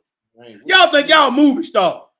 Y'all think y'all top model and all that, man. Man, look, y'all ain't, look, boy, the chunk leggers in the class. Sit down somewhere. Either conduct yourself as a sister or daughter of Zion, or just go on out there in the world, man. Maybe the Most High giving them up. So see, here's the thing. You know what, bro? There you go. I was just going to say that because see, here's the deal. Just like he told the church in Revelation 2. He said, man, I gave Jezebel space to repent. And she repented not. He said, but I'm going to throw her children in the bed with her. Why she talking? Because guess what? Y'all playing. Y'all calling yourself Israel. And y'all anything but. And cause you following after the ways of a harlot, you're going to receive the punishment of a harlot. We read it in the first part. Any woman that don't fall up under the authority of a man, when the punishment come down, you get the same punishment as a man. Ain't no reprieve for you. Man, just leave and go out there and do your thing. But don't be putting no bad word on Israel. I'm tired of seeing the sisters with their asses poked out. I'm tired of it. You got the girls, the full moon shining. And you calling yourself an Israelite. I told you, talking contradiction. You got their hair on, their eyelashes on, their makeup on, and the only thing they left you is your butt, and they use that to demean you. You name only, man. They are not all the children of Israel. You understand what I'm saying? You Israel name only. You're not the children of God. You're not a child of God. And you're only going to get so much time to repent before he dropped the hammer on your butt. And when he dropped the hammer on your butt, don't play the victim then. Where my husband is. I don't want to hear all that. When he comes for you, and he coming for you. Because see, one thing about it, if you done ran this long and he ain't said nothing, he through with you, your cup just ain't full. If you done ran this long and he ain't hit you on the top of your head, because see, what's the difference between God's punishment and God's love? Can somebody in the class tell me the difference? I asked my wife this question this morning. Can anybody tell me what's the difference between God's punishment and God's love? I can tell you, ain't none. Whom he loved, he chastened. So if he ain't chastened you, maybe you ain't one of his children. Maybe he through with you. Get right on you. Yeah. See, that's what y'all don't realize. So keep on playing. Just keep on slipping and dying, glipping and high, and everything all good. He gonna get you. Y'all need to stop playing, man. This thing dead serious, and y'all out here playing like you got time to play. We just read your days is numbered. You don't know when he gonna pull the plug on you. And you still out here lying game. Where we at, bro? I done got all off track. Man, verse 8. Yeah. Be sober, be vigilant, because your adversary, the devil, as a roaring lion, walking about, seeking whom he may devour. Right. Whom resist steadfast in the faith. Right. Knowing that the same afflictions are accomplished in your brethren that are in the world. That's right, bro. But the God of all grace, who has called us unto his eternal glory by Christ Yeshua, after that ye have suffered a while, make you perfect, establish, strengthen, settle you. That's right. To him be glory and dominion forever and ever. Amen. So I mean, you either take the punishment or not.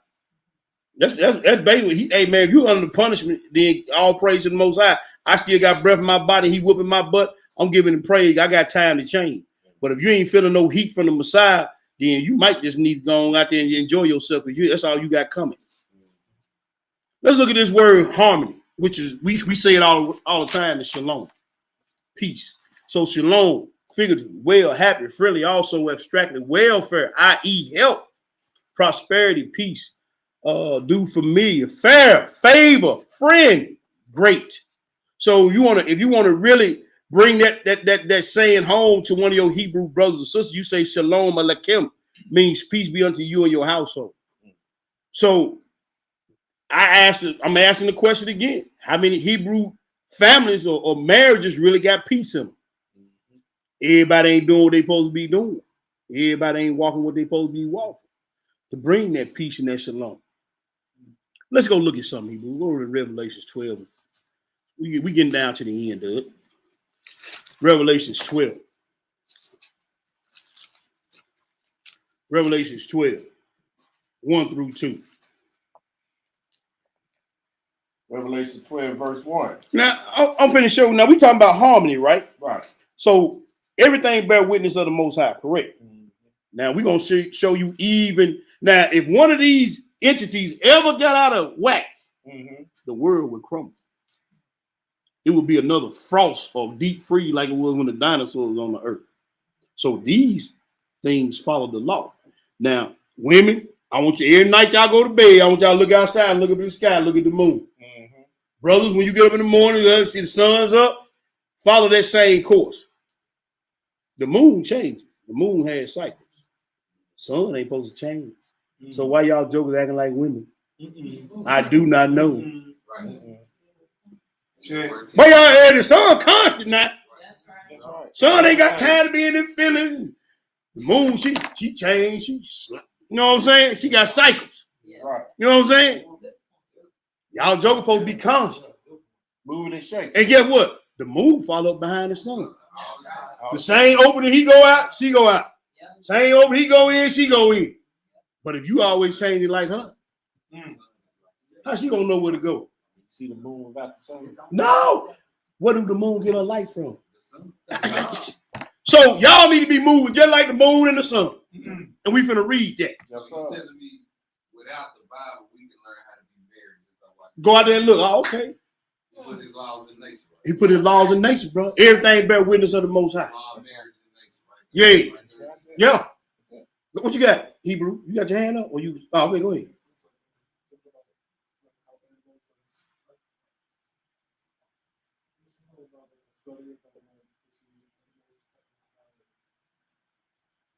I know where you going with. Go ahead. I know you go with it. They don't. They don't. Yeah, I got you. Go ahead.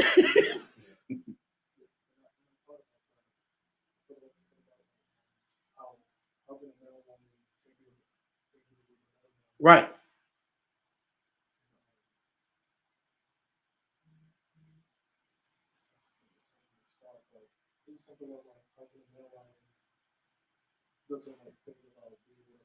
Right.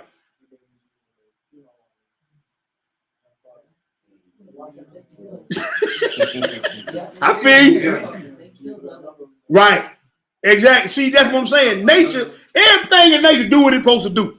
But us. Yeah. Come on now. What? Even if you another male dog starts sniffing up behind another male dog, It's on. Right. But man, we LGBTQ Z F and G. You let them sniff. You know what I'm saying? They even got it now where they put the little ad on plus sign for the pedophile. Right. You see what I'm saying? Yeah, I mean, it's anything goes now. But we, as Israelites, we don't have no excuse. This young brother, he said, okay, not male line, don't get with the male line. Yeah. What's really going on out here? Babylonian mindset. We read about that earlier in one of the other parts, right? But go ahead, Hebrew. Good point, young bro. Go ahead. Revelation 12:1. There appeared a great wonder in heaven. Yeah. A woman clothed with the sun. Oh, who? Clothed with the sun. And the moon under her feet. Yeah. And upon her head a crown of 12 stars. Israel, this is you. This is you. So Israel not only got natural signs, not only have written laws, but have signs up in the heavens and the earth to show you that everything. And we finna read these Enoch. It's 6 and 6 for the stars, 12. The moon and the star, the sun and the star, all these different opens, 6 and 6. Now he said he saw a wonder in heaven, the sun, the moon, and the 12 stars. But we're gonna read something. He's not gonna make it even plainer. Go ahead, Hebrew. Verse 2. And she being with child, cried, travailing in birth, right, and pain to be delivered. Right. Now we're gonna drop that right there. We're gonna get the second witness of that, Genesis 37. Then we're gonna move into the Enochs. Genesis 37. Because Joseph, he was a big dreamer. Right. The Most High showed him something. And Jacob, he kind of got in his feelings at first. But he knew who he had. He knew what his son was on. And he knew how the Most High was dealing with his son. Yeah. Genesis 37, 9 through 10, Hebrew. We ain't gonna read the whole thing, just getting the precept of that Revelations 12. Okay, Genesis 37, verse 9. And he dreamed yet another dream, and told it his brother, and said, behold, I have dreamed a dream more, and I behold the sun and the moon and the 11th star. And the 11th star, because he was a 12th star. Right. But go ahead and read. Made obeisance to me. And he told it to his father and to his brother. Right. And to his father rebuked. And his father rebuked him and said unto him, right, what is this dream that thou hast dreamed? Right. Shall I and thy mother and thy brethren indeed come to bow down ourselves to thee, to the earth? Now see, Jacob knew who he was talking about. Jacob said, shall I, thy mother, talking about the moon, and thy brethren, the other 11 stars? And this is what the vision that John saw in Revelation. The moon and the sun and the 12 stars. Right. But let's get some context on this, Hebrew. Okay. Let's go to let me get this off the screen real quick, like, and I'm gonna go back to the pseudepigraphers. This is volume 1, right? This is in volume 1, y'all. We in first Enoch. Let me blow this up so the people at home can see it. Y'all tell me if y'all can see it up there. I'm sorry, bro. It's gonna be page 48. Page 48. Page 48, people, is first Enoch 69, 17 through 21 on page 48. All praises. Let's see. We're gonna blow it up. I hope y'all can see that. Yeah, y'all see. Let me blow it up a little bit more though. 48. That'll be good right there. All right, let's look at this thing, this sun and this moon.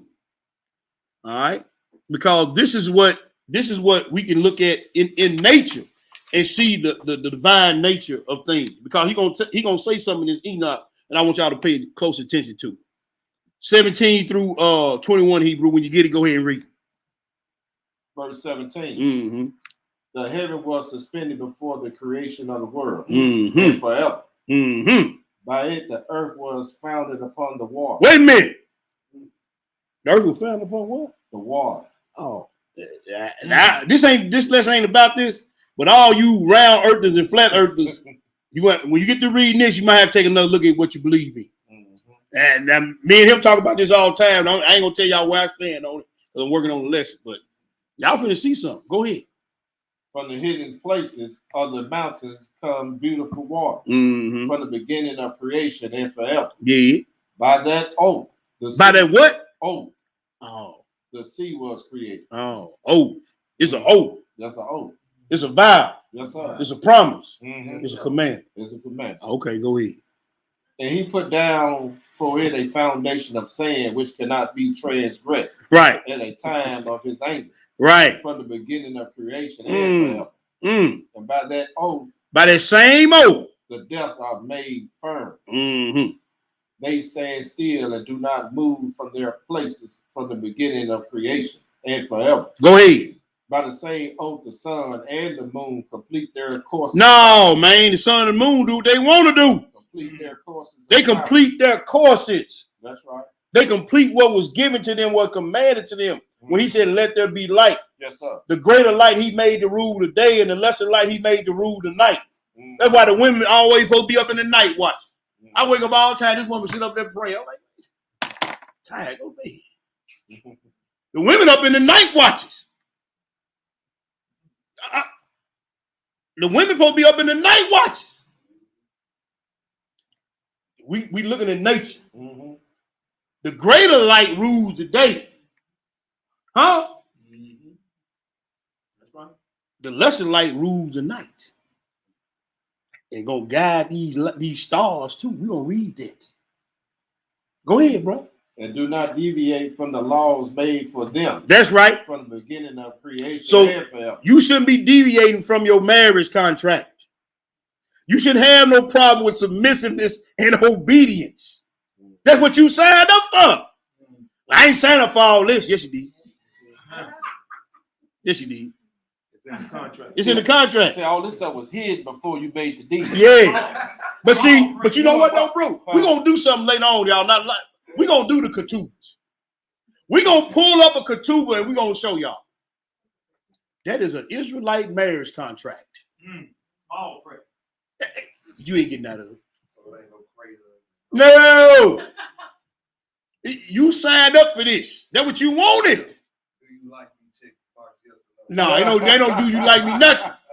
You signed up commitment, duty, and commandments. That's what you signed up for. It's in large print. It's in very large print. Very, very large. They want you to blow it up just a little more. Oh, they want me to blow it up some more? Yes, okay. Sir. Oh, I'm going the wrong way. Wait a minute, man. Now, man, y'all had that bad? No, I'm talking about online. Oh, that's what I'm saying. I just blew it up. Yeah, I can see It just don't look good online, do it? That you can see it better. It's better now. Hold on, man. How about that, y'all? They're looking clear. Y'all put one in there. Yeah, it's clear. It is? To me, it is. You have to see. I can read it now. The first I couldn't. Oh, I'm sorry. Y'all should see something. I blew it up. I got it at 500. Can y'all see? Somebody need to go to Lee's Crafty. You need to go to Lee's Crafty, bro. Yeah. If you can't see 520. Oh, you need to, I got a pair of glasses. Go ahead, Hebrew. Verse 21. Yeah. About the same oath, the stars complete their courses. Oh, so the children in order. The stars complete their courses. The stars compared to children. We read it in Revelation and Genesis. Right. That's why I read it. So the stars complete their courses. Also, the moon and the stars come out together. That's what I'm trying to tell you. Who birthed the children into the earth? That's right. I told you the man come up with the idea, I want to have a child. He put the idea in the woman, she bring the idea to life. Right. The man said, I want a home. Right. He go out and buy the home, come home, then the woman got decorations everywhere. Right. Everywhere. Yeah. Every which way. Look, but she made the house into the home. That's right. That's right. This is how this supposed to go. So when you come home, Right. you feel warm. You feel that warmth? See, hey man, now I'm telling you now, if your woman ain't in peace, then you ain't gonna have no peace in your house because see, my thing is, what ideas are you putting into this woman? You see what I'm saying? Do she feel secure? Do she feel like she needed? Do she feel like you trust her enough to make this idea that you have to bring it to fruition. See, women are producers or multipliers. You give them some groceries, they make a meal. You give them a house, they make a home. They multiply, they producers. You give them a seed, they give you a child. Come on, man. Same with these stars following the course of the moon. The hand that rocked the cradle ruled the world, really. She the one raising your children. Go ahead, Hebrew. Did we finish that? No, sir. If they call their names, he causes them to respond from the beginning of creation. Did you hear that? TJ, sir. If he called their name, they supposed to respond accordingly. You see this in nature, how this thing go? That we ain't got no excuse to say that we ain't got no example. Well, my daddy wanted to look up in the sky. Where my mama look up in the sky. Everything following the course. Where we at, Hebrew? That was it on that, right? Yes, sir. All right, go to page 50, y'all. Go to page 50. Go to page 50. We're going to read 72. We can't read all this. Y'all go back and read all this because, man, he spent so much time on the sun and the moon. I couldn't fit all this in this lesson. But, I mean, this thing about the luminaries run from about chapter 68, I think, down to 74, 80 something. Man, it's just too much to put in. But you can grab a lot out of this about the sun and the moon and the family. But we just going to go to 72 right now. Go to chapter 72 on page 50. We're going to read 1 through 5 water, then we're going to read 36 and 37 and close this part of it out. All right? And let me get there for the people. All right. Here we go. Go ahead, Hebrew. I might have take this down. Well, let me see if I can slide it over. There we go. All right, go ahead. Go ahead, Hebrew. The book of the itineraries of the luminaries of heaven. The position of each and every one. In what? In respect to their rank. In respect to their ranks. In respect to their authority. In respect to their authorities. And in respect to their season. So we can learn from here. This is the book of the luminaries of heaven.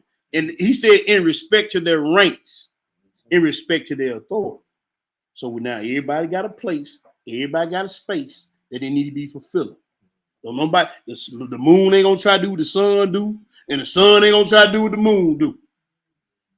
Go ahead, bro. Each one according to their names and their places of origin and according to their months, which Uriel, the holy angel who was with me, and who also is their guide, showed me, just as he showed me all their treaties. Wait a minute now. You mean to tell me the doggone luminary got a contract?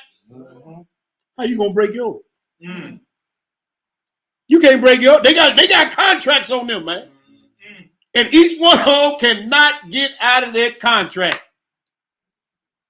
Go ahead, Hebrew.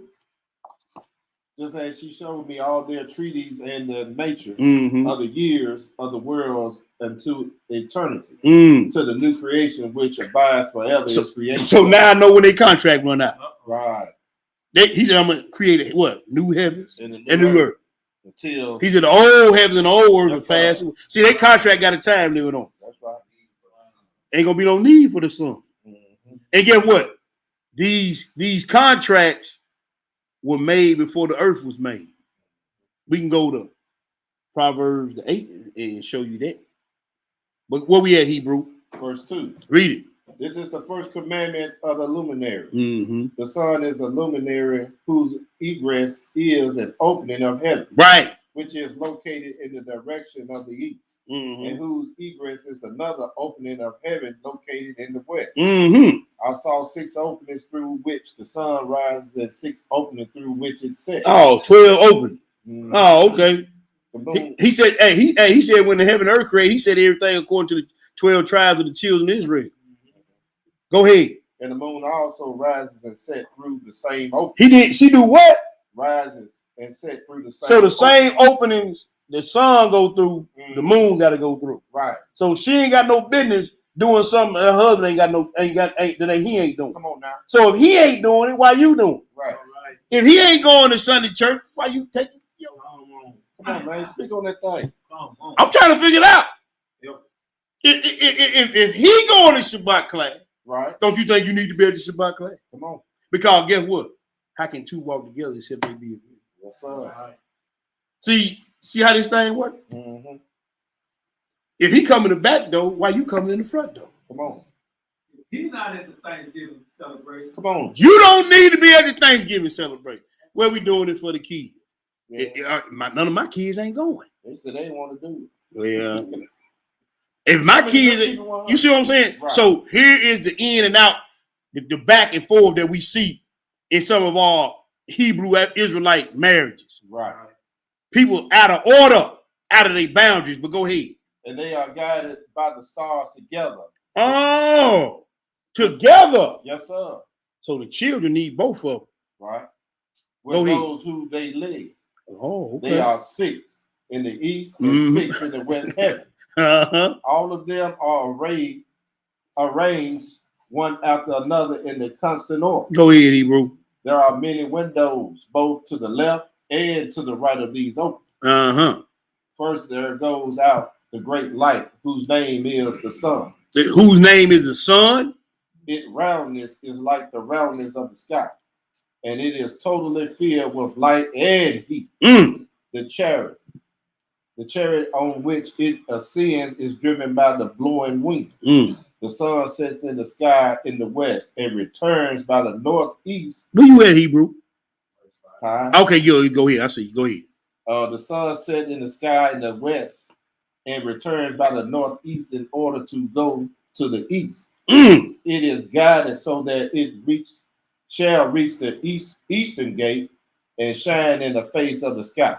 All right, drop there and skip down to verse, skip all the way down to verse 36. Then we're going to move on to the next page. Verse 36. Read, started right there where it said it is. 36.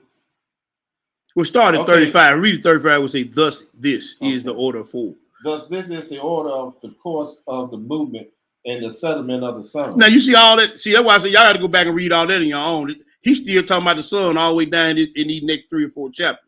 But go ahead and read. That great luminary, which is called the sun, for a duration of the years of the universe. In respect to it goes in and coming out. It is that the very luminary which manifests itself in its appearance as God had commanded that it should go. Go ahead, brother. It shall come out and go in this manner. And neither does it diminish in respect to its brightness, nor take rest, but continue to run day and night. So a man ain't got time to be resting. Man ain't got time to be off his job. You ain't got time not to be watching your house. What's going on in your house? What's going on with your children? You don't get a day off. The sun never stops. The sun don't never change its light. The sun is the one to bring the scorching heat and the warmth of the air. You can either be a tyrant or you can be guiding your house. It's all on you, bro. But you ain't got time. You ain't got no days off. You don't get no days off. So, brother, for y'all go in there and consummate the marriage and have that baby, just remember, you don't get no days off. Hey, you know, it reminds me, because I work with this heathen. And we used to laugh at him all the time because every time my daughter called, he hang the phone, he said, man, it's never stops. Nope. It's like, man, stuff don't never. It's always something. It's all. And see, brother, that's what we got to realize, man. That's what you signing up for. Yeah. You signing up for car breakdown on you. Yeah. Plumbing need fixing is on you. Yeah. Grand need cutting is on you. On you. You see what I'm saying? Kids need shoes. Baby need milk. Everybody looking at you. Yeah. What you gonna do, Doc? Hey. Yeah. This is one of my favorites in my house. Daddy, what we gonna eat? That's what I'm saying. Everybody looking at you, bro. Going that way from school. What we gonna eat? Everybody looking at you, bro. I'm saying it's crazy. Me, asking me what we gonna eat. Man, I'm working too. But see, that's the thing, though, bro. You don't get a day off. The sun always got to be ready to shine. The sun always got to be ready to shine, bro. See, the moon, she got her cycle. She may not feel like shining today. Right. You don't get exactly. You don't see the moon like, okay. Yeah, she might not feel like shining, but you got to put a little heat on it. But you know, but we gonna read this now. We finna read. But go ahead, bro. That's what I'm saying, bro. He said the greater light. Yeah, the greater light. That's what I'm saying. So we can learn a lot just by reading these small scriptures, man, understanding what our roles are and what's expected of us. You know what I'm saying? And it's just like you see the ducks walking across the street. Ain't them ducks in a single file line, just like these stars are. You see all nature bear witness of this. They always in a single file line going across the street. See, there you go. Yeah. Nope. That's right. Yep. Yeah. Joker had me late for work one day. I'm waiting on. I thought, boy, you better be glad I fear the Lord. Be some roadkill up in this junk. I'm late for work, y'all. Boy, I better get on across the street, man. Somebody has some duck dinner. Go ahead, bro. As for the intensity of its light, it is sevenfold brighter than that of the moon. Oh, so you got to do 7 times more, bro. You just got now you know how much you got to do. Now you got to do 7 times more than she do. No, see, again, see, oh, bro, you brought that up. Hey, there was no 50-50. See, bro, that's why I say it ain't no 50-50 thing. Come on, man. You see that right here? Yes, sir. 7 times more. Yeah. You can't disannul a vow. You see what I'm saying? The biggest of the point of the brunt of the punishment come to you. You see what I'm saying? And you got to do 7 times more than she do. And like we just said, we just demonstrated, every time something go wrong, they look at what you gonna do. What we gonna do? So now you want 50 half of this, you can have it. But since you ain't got half of you, I know you don't want it. Then guess who get the final decision? It's just. Well, joking that crazy. Go ahead, man. The sun and the moon are equal in regard. Oh, wait a minute. What? Are equal. Oh, we gonna find out what that equal is in a minute. That's right. Look, see how he peaked up. Equal? No, they ain't what he talking about. Right. They we gonna show it. Go ahead, bro. Said are equal in regard to what? To their respective sides. Oh, respective sides. So, she equal. Yeah, no. You ain't gonna find no discrepancy in the scripture. You can stop that. That's right. Ain't no discrepancy in the scripture. We way the discrepancy is Satan coming. So where we going next, bro? Let's go to. We out of this right here, right? Right. We out of it. I can get out of it. Let's go to 1 Corinthians. All right, let me get out of this and go back. We got about 15 more to go. Nah, we ain't got that many. No, I wouldn't do that to the people. I know you would. I know he would. Give it to him. 1 Corinthians. Yeah, I would. 1 Corinthians. Yeah. 1 Corinthians. Hey, you know what? We could go to dog because it get dog and fat. Y'all go out to eat. Oh, we got food on there though. Yeah. Go out and eat. Yeah. 1 Corinthians 15, brother. We're gonna read 3 scriptures there. All right, because we just read about in their respective, right? In their respective category, in their respective places. Right. So we're gonna back it up with that 1 Corinthians 15. Right. We're gonna get some more clarity on this. Mm-hmm. 1 Corinthians 15, 40 and 41, bro. What do you say?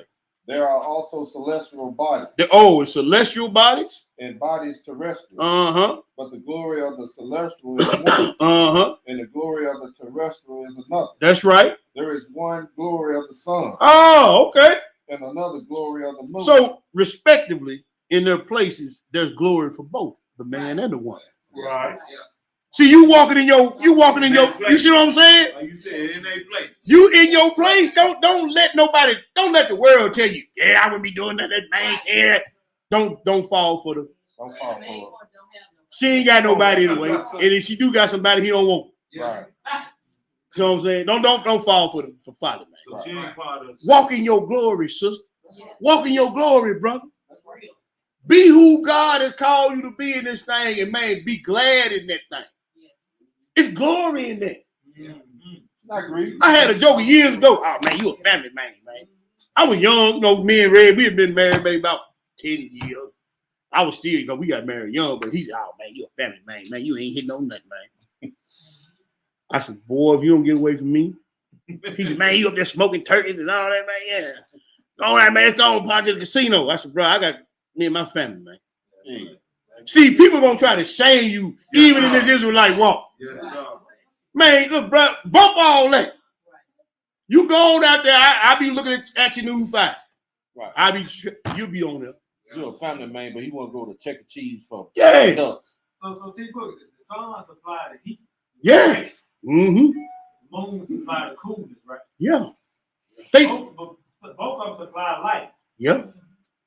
One hot, one cool. Yeah. Mm-hmm. I know what you're getting at, bro. You know, we talked about it, but it is. She's nurturing. Yeah. And the daddy bringing the house. That's right. It's just what it is. Yeah. I'm going to bring the hammer. My kid, I bring the hammer. Yeah. Daddy set that thing on fire. I'm bringing the hammer. Mama going to come and cool it down. Yeah. And going to be that one that's going to nurture him. You know what I'm saying? Now, you know you were wrong. This is why daddy got you. You know what I'm saying? But hey, you got to cool. That's that cool. That's right. But look at the glory in this thing, though. Right. The child is being taught right and then being brought back to the place of saneness and soundness. And this is what happened. Don't do it no more. Yeah, I got to get to it. Yeah. Stretch across the bed, pull your pants down. Yeah, it's hard to look at that sun. Yeah, it's hard looking at that sun. They don't see daddy coming. Daddy coming. I know you got daddy coming back. It's hard. It's hardcore. Yeah. But hey, mama coming. You know she. Yeah. I overheard your dad talking.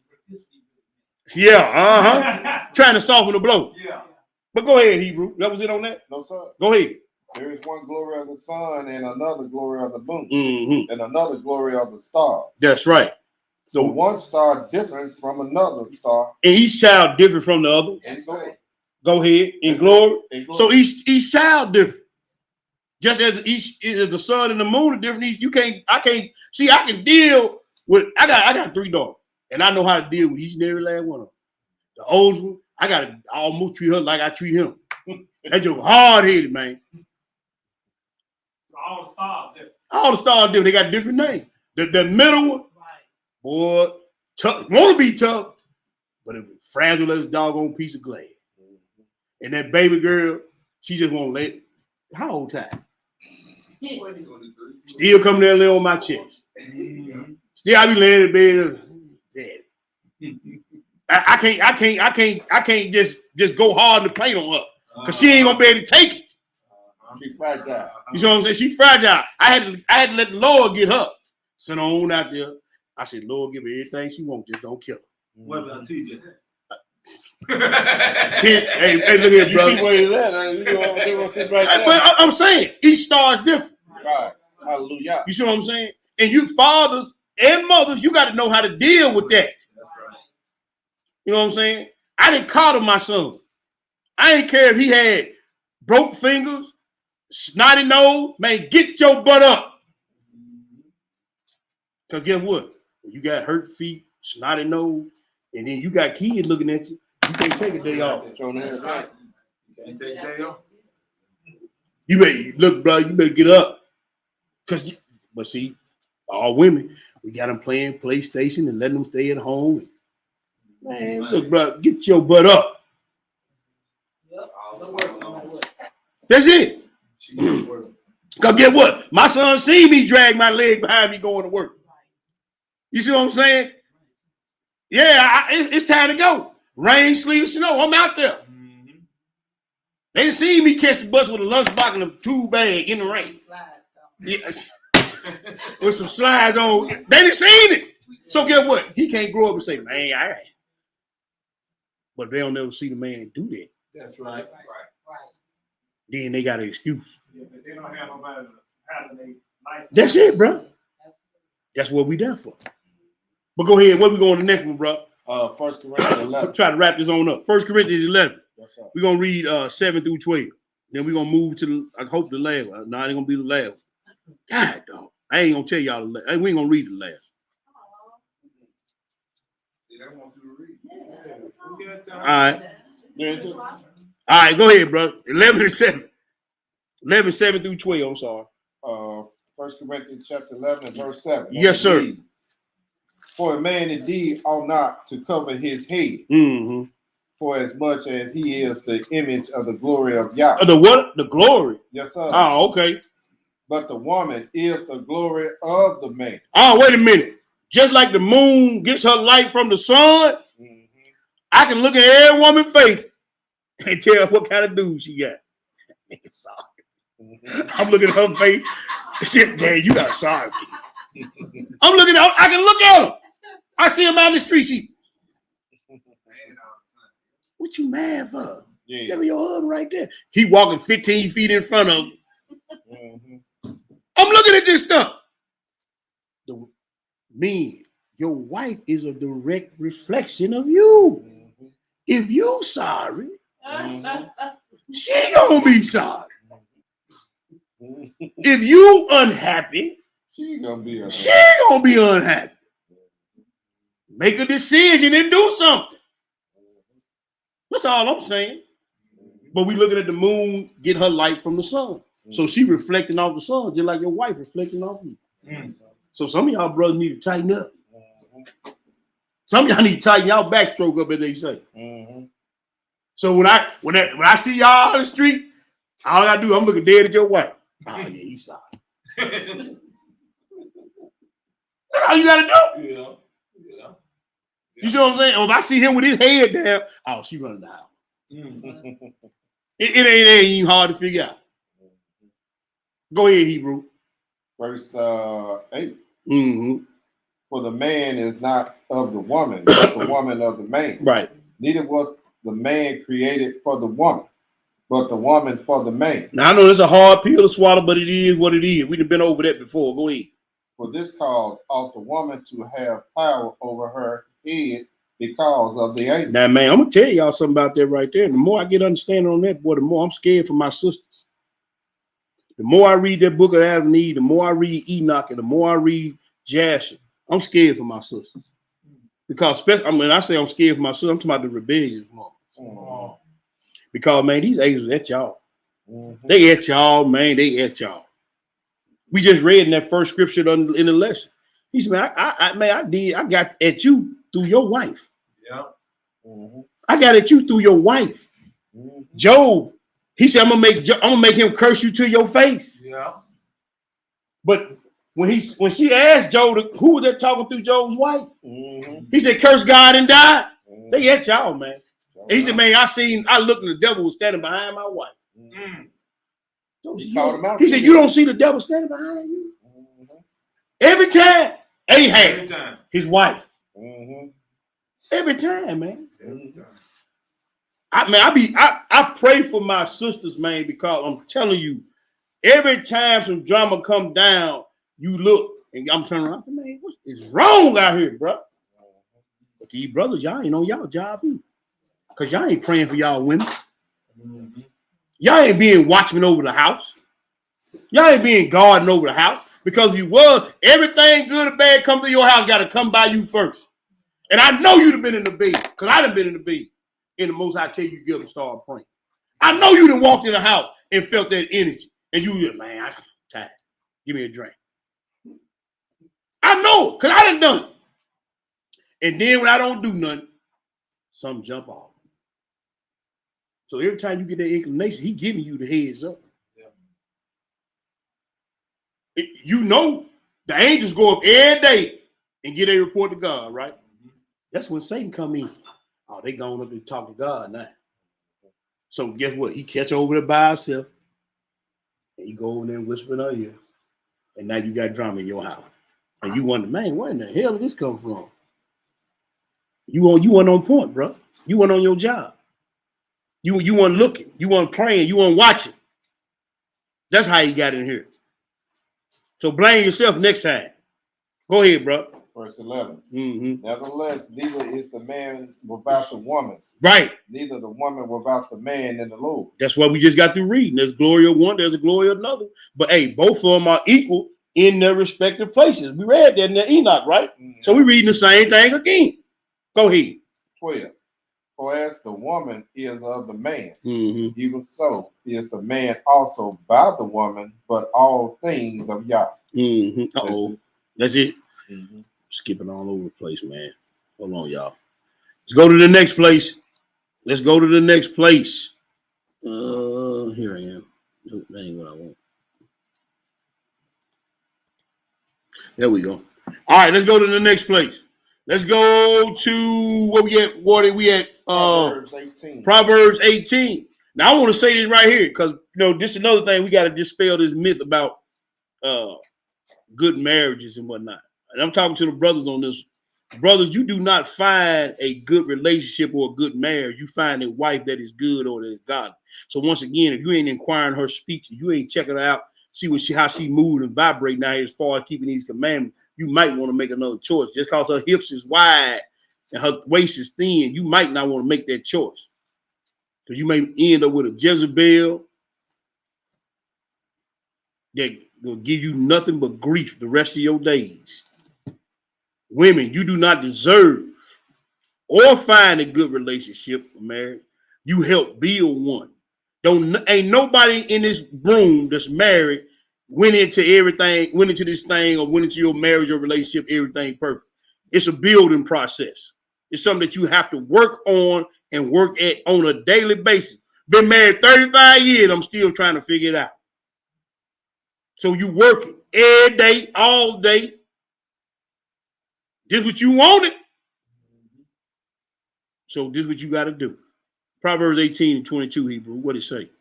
18 and when we hit that 20. Yeah, hit that 20. A man's belly shall be satisfied with the fruit of his mouth. There you go.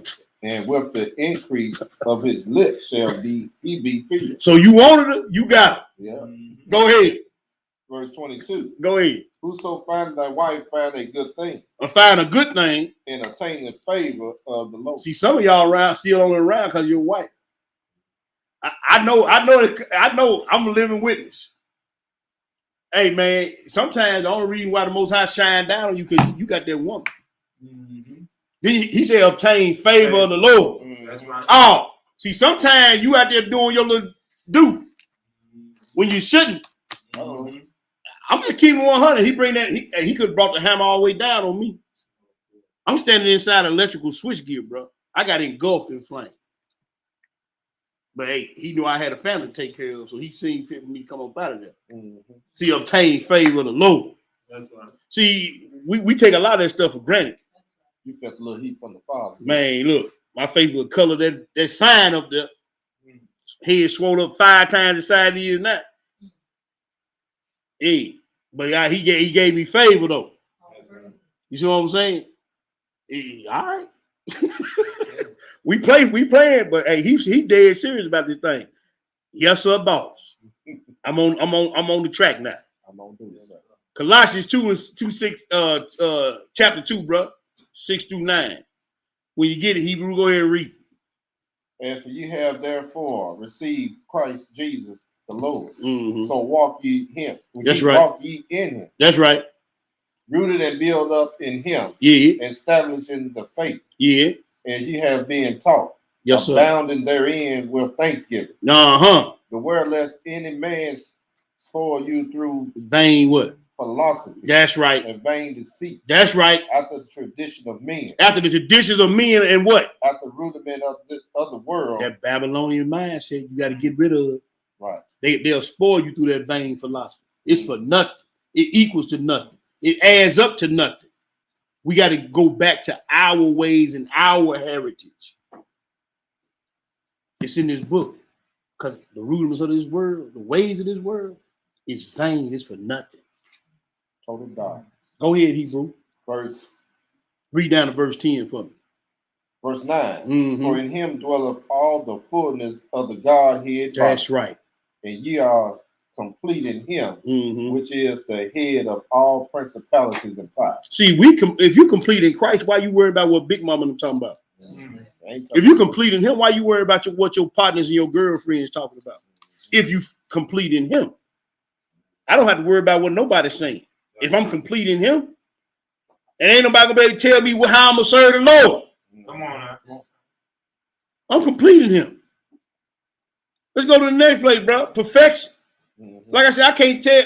They can't tell where I begin and my wife ends, or where my wife begins and where I end. If we in perfect harmony, if we in perfection, He said the two shall become one flesh. That's right.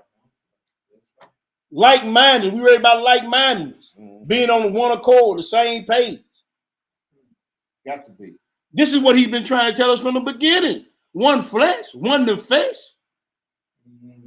one neshama. We moving and grooving like one. Yeah. You see it, you know it in your own home, bro. When y'all sleep, she roll, I roll. I roll, she roll. Bag up off me. I roll, she roll, back on. Come on, y'all, you see. You moving just like that. It's hot, man. And then next thing you know, you over there head between the nightstands, sniffing razors and toenails. And she right up on you. It's hot. Bag up. Then next thing you know, y'all right back. One flesh, one mind, like-mindedness. One neshama, one nefesh. Same spirit, right? One baptism, one spirit. We reading this stuff and we don't even know what we read. That's right. Read that, bro. Galatians 5. Yeah. Galatians chapter 5 and verse 13. Mm-hmm. For bro- Yeah, we gonna skip Genesis. Don't even read Genesis. We already know that talking about the two shall become one flesh. We just expounded on this, so we ain't gonna read that one. Yeah, we're reading Galatians 5, right? Yeah, you go ahead and read it. Verse 13. I left, you know what? I left it off your paper. That's why you ain't got it, because I was gonna speak to it. That's why it ain't in You your want me to paper. read that? Go ahead. We just spoke to it. All Go right. ahead. I left it off his paper, y'all. All right. Galatians 5 and verse 13. For brethren, ye have been called unto liberty. Mm-hmm. Only use not liberty for an occasion to the flesh. You see that? Mm-hmm. Don't use your glory, your liberty in Christ to start satisfying your carnal desire. Right. Go ahead. But by love serve one another. By love, serve one another. Yes, sir. He that greatest among you will be servant of all. That's right. Huh? That's right. That's in blood, that ain't. Oh, okay, go ahead. For all the law is fulfilled in one word. In one word. Wait a minute. Mm-hmm. What? Go ahead and read that, bro. Even in this. Even in what? Thou shalt love thy neighbor as thyself. Your closest neighbor to you is your husband or your wife. That's right. Now, if I'm loving my wife like I love myself, she shouldn't be lacking nothing. That's right. Huh? She shouldn't lack anything physically, financially, emotionally, spiritually. She shouldn't be lacking. Vice versa. I shouldn't be lacking if I'm loving her like I love myself, because I'm not going to deprive myself. Mm-hmm. She's not going to deprive herself, so how is she going to deprive me of something? You see what I'm saying? That's right. One flesh, one mind, one spirit, one baptism. Let's go. Yes, sir. Go ahead, Hebrew. Verse 15. Mm-hmm. But if you bite and devour one another. What's wrong with you? Mm-hmm. If you bite and devour one another. Mm-hmm. Take heed that you be not consumed one another. Take heed that you don't consume. See, like a lot of stuff we say you can't take back. And people don't forget, man. That's deep, baby.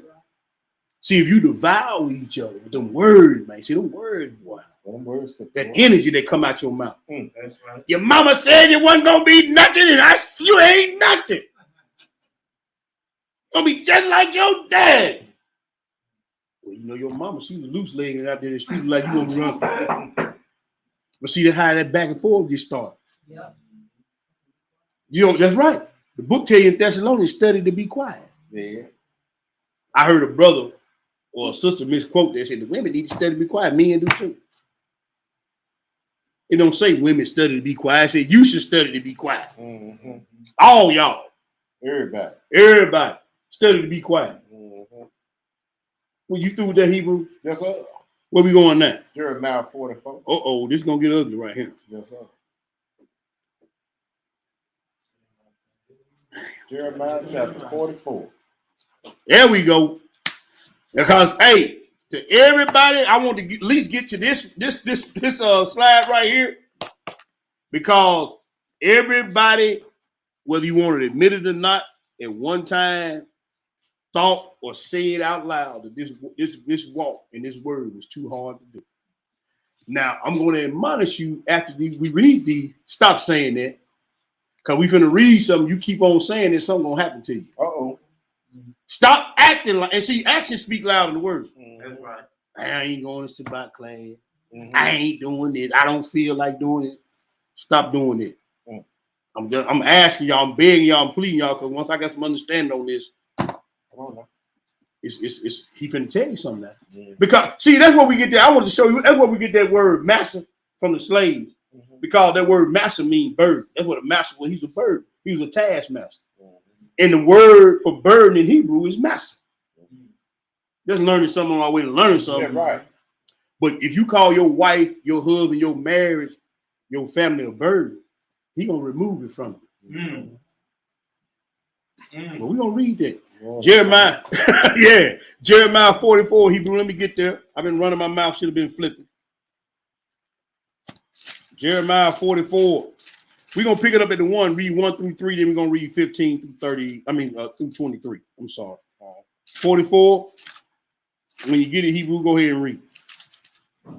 Jeremiah 44, verse 1. What did he say? The word that came to Jeremiah concerning all the Jews which dwelled in the land of Egypt. The word of the Lord concerning, Jeremiah concerning all the Yahudim who are in Babylon. Mm-hmm. Because the word Egypt means double straight. You got double curses on you. You got the Adamic curse, and you got the curses from Deuteronomy 28, Leviticus 26. The word Egypt means house of bondage. Right. So I'm talking to all the Jews in the house of bondage in double straight.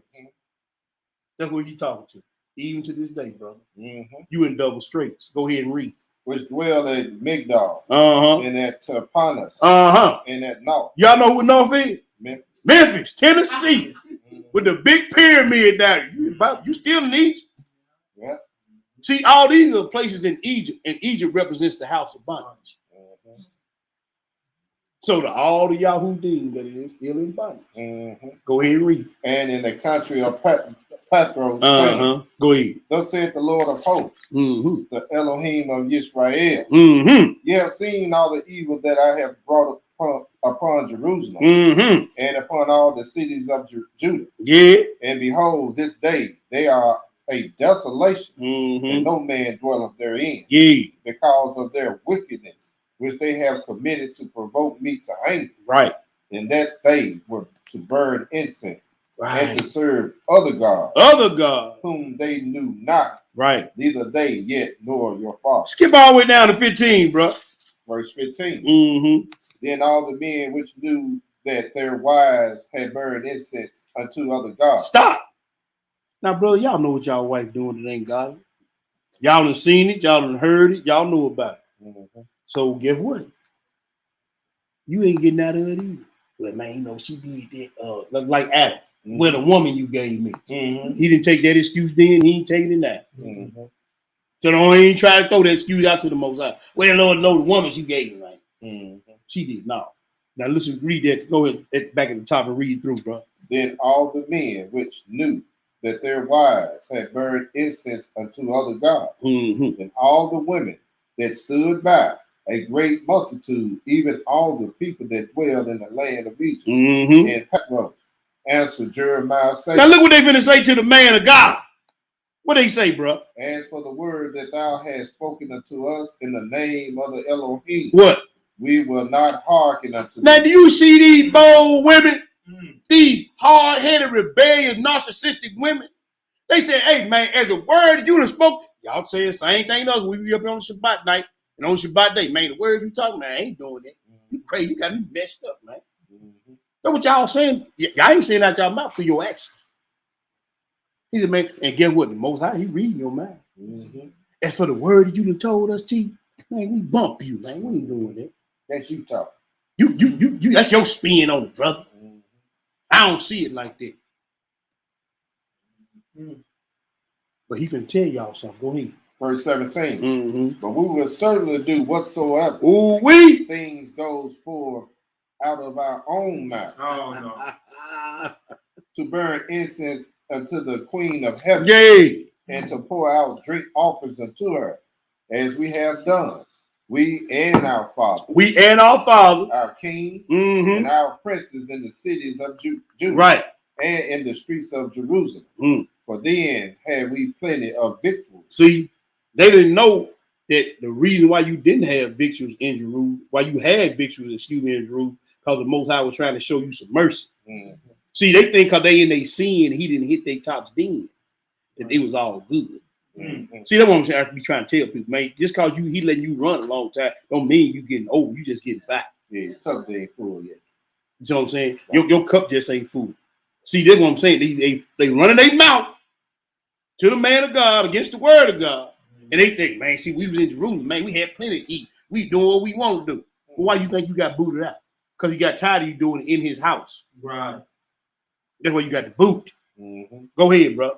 We were well and saw no evil. Yeah, right. But since we left off to burn incense to the Queen of Heaven and to pour out drink offerings unto her, we have wanted all things. Yeah, because you disobeyed. Go ahead. And have been consumed by the sword and by the famine. And when we burned incense to the Queen of Heaven, listen to this, and poured out drink offerings unto her, did we make her cakes to worship her. Listen to this. Go ahead, bro. And to pour out drink offerings unto her without our men. Did we do this without our men? They done threw them under the bus. Now, see, everybody throwing everybody under the bus. Did we do this? Man, we were doing all this. Did we not do this without? We didn't do this without our men. They knew about it. They knew what we were doing, and they was okay with it. Brothers, lesson, message. If you're doing something wrong, you better say something. At least you keep your butt out the fire. That's right. You better say something. Did we do these things without our men? So they didn't put them in the mix now. And they told Jeremiah, man, look, bro, if you don't say nothing, ain't nobody else gonna be able to tell her nothing. Jeremiah, the man of God, that came to these women and said something like, man, my husband ain't saying nothing. So why? Who is you? You better start saying something. Right. Care how mad she get, how sad she get. Don't cook no dinner, don't wash no clothes, whatever. You better say something. Because he gonna hold you responsible. Did we do these things without our men? If it was just about them, why they had to put the men in? Go ahead, Hebrew. 20. Then Jeremiah said unto all the people, to the men, and to the women, and to all the people which have given him that answer, saying, what do you say? The incense that ye burn in the cities of Judah and in the streets of Jerusalem, ye and your fathers, your kings and your princes, and the people of the land, did not the Lord remember them and came not unto his mind, so that the Lord could no longer bear because of the evil of your doing, and because of the abominations which ye have committed. Therefore is your land a desolation and an astonishment and a curse without an inhabitant as at this day. See, the Lord patience run out on y'all. Everybody want to how about the Lord long suffering. He said, man, he couldn't take it no more. That's right. And how you know he got what he got, how long he got patience with you and what you doing? That's right. You don't know what the Lord, your leash might be shorter than my leash. Your leash might be longer than my leash. But everybody got a leash. Now, this man may had a problem with one thing, it may not have been a problem with me. So he gonna give him a little bit more leeway on that. But me, I may not have a problem just doing it. He chopped my head right there. Well, water was doing it too, Lord. Don't you worry about water. Go ahead, bro. 23. Because you have burned incense, and because you have sinned against the Lord, and have not obeyed the voice of the Lord, nor walked in his law, nor in his statute, nor in his testimonies. Therefore, this evil is happening to you as at this day. Nah, don't get mad at me when the hammer get falling down on you. Don't get mad at the Lord because you didn't hearken. Let's go one more place or two more places, and then we're gonna cut it loose. Let's go flip back to Jeremiah 23. Jeremiah 23, we're gonna read 33 through 40. So when you ain't coming through or following through on your marriage contract, on your vows, on your oaths, on your testimonies, then just understand what the consequences could be if you don't hurry up and repent. We operate in divine order. And when we get outside that divine order, that's when problems and troubles arise. So stay in that divine order. Brother, what do it say?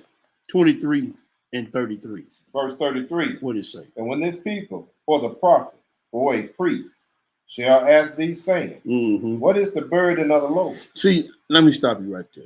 And I'm going to say this right here. Anybody that come to you and tell you this thing ain't for them, anybody come around and tell you this thing is too hard, anybody try to steer you away from the word of God, get away from it. Because he finna speak some hard words to these people about saying, whether through their mouth or their actions, that this thing is too hard. That's right. He finna tell them something that ain't pretty. I'm going to read that over too.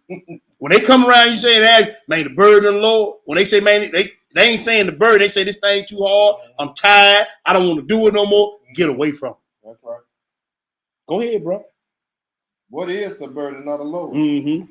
Thou shalt then say unto them, what burden? Don't ask me about no burden. Go ahead. I will even forsake you, saith the Lord. Mm. And as for the prophet and the priest and the people that shall say the burden of the Lord, I will even punish that man and his house. His what? And his house. And his house. I'm going to punish that man and I'm going to punish his house. Woo. The burden of the Lord. Go ahead, brother. 35. Mm-hmm. Thus shall ye say everyone to his neighbor and everyone to his brother. Mm-hmm. What has the Lord answered? Mm-hmm. And what has the Lord spoken? Mm-hmm. And the burden of the Lord shall you mention no more. And I'm telling y'all, my admonish y'all, don't mention the burden of the Lord no more.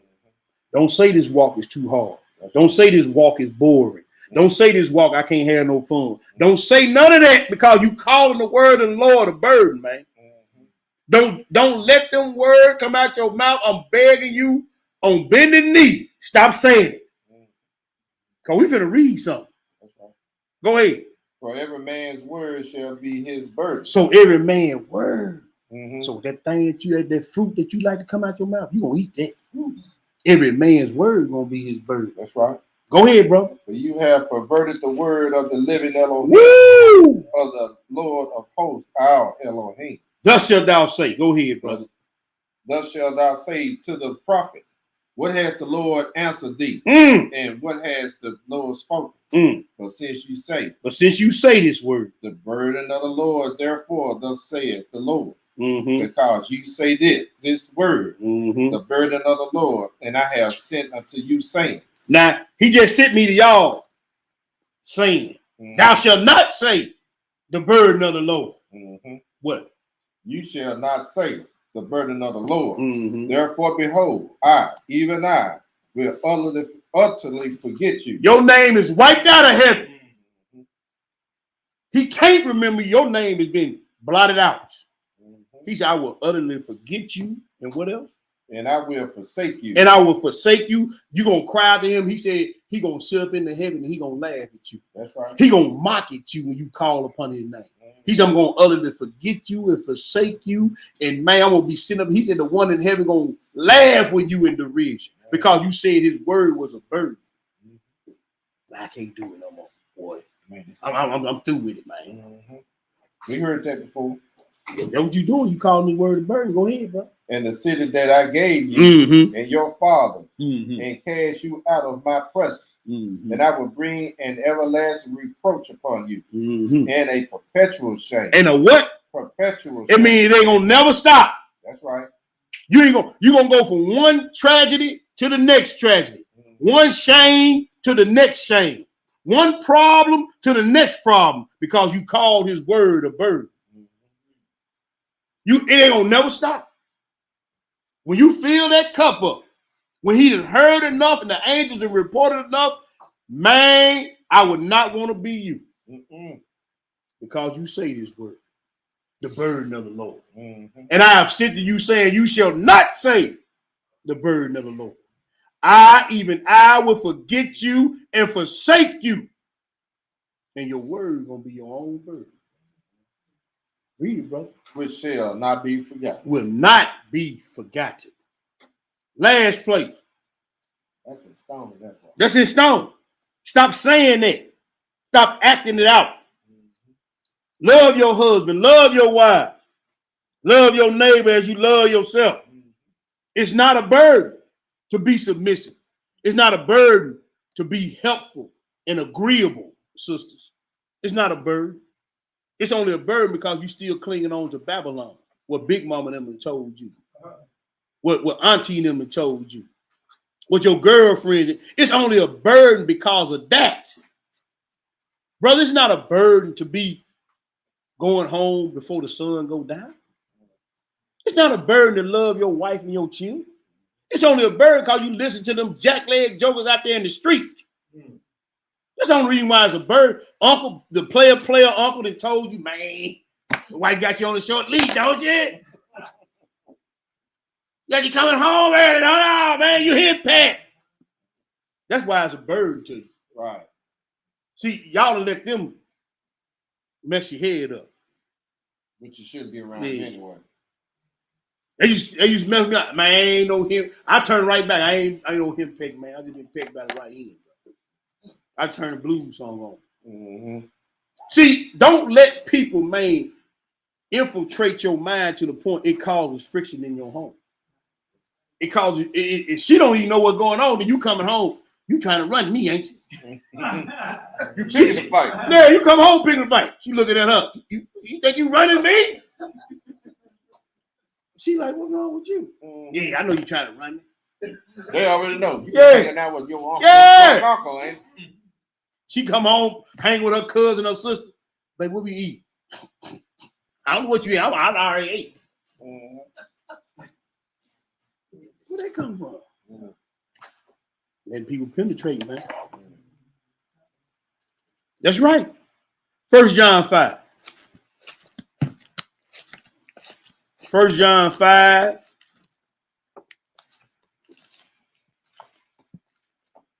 Better go to your mama house and get something. I ain't cooking today. You'd be lucky if I cook tomorrow. Like that, Brother Charles.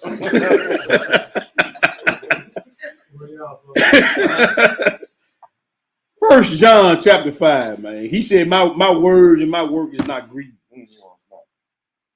5 and 2, bro. What do it say? By this we know that we love the children of God. Do you love your husband? Do you love your wife? Are they a child of God?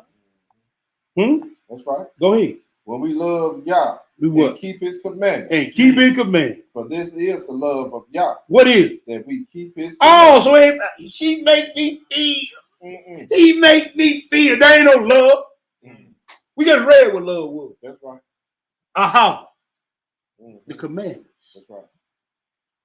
Ain't no he make my heart flutter. I can get butterflies every time she come around. There ain't no love. That's love. Cause get what? Tomorrow you're gonna wake up, I can't stand that nigga.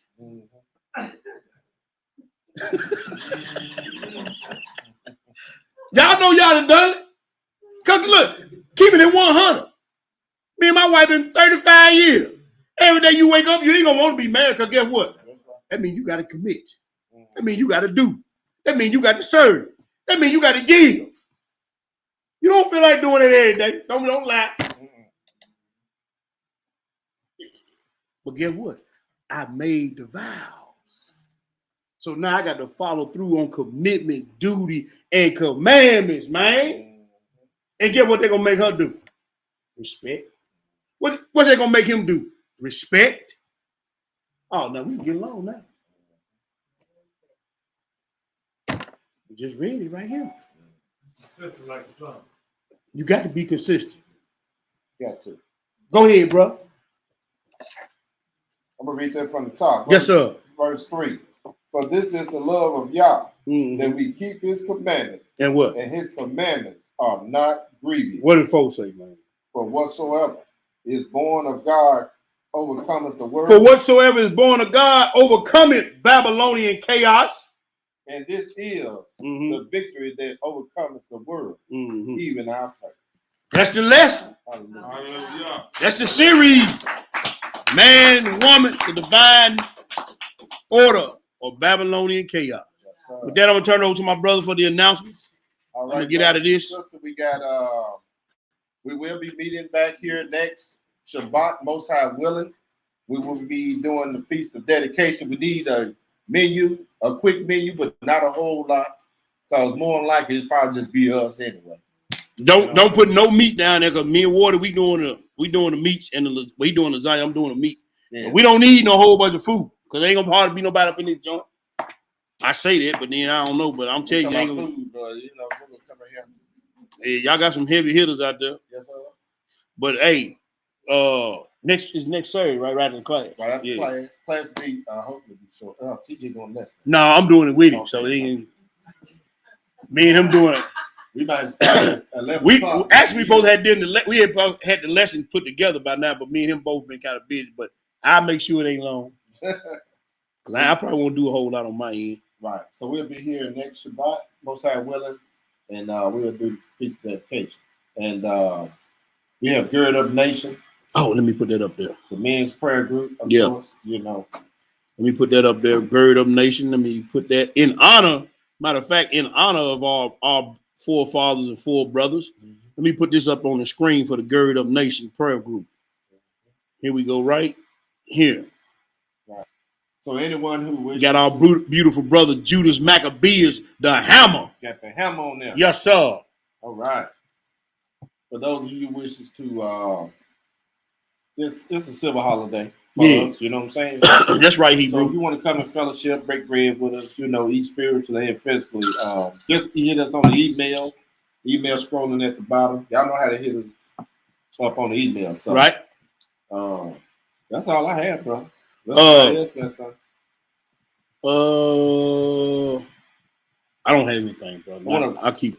Thank you, everybody, for the donations who donated to this ministry. May the Most High bless your hand, your household, that's right, and your health. Hallelujah. Hallelujah. Let me stop this. All right. And hey, I don't have anything, Hebrew. If you ain't got nothing else. Remember, next Shabbat, we will be in his house. Yep. TJ, he must be listening in the car. He got them smiling faces up there. He seen y'all talking about it. We ain't gonna keep it long, Hebrew. We're gonna try to keep it short and sweet, man. I know he's gonna keep it short because he can't eat until after he finishes the lesson. Huh? He can't eat until. Oh yeah. But they're gonna have them gadgets and stuff smelling good. Yeah. We have him like he's one of the first time he did the atonement.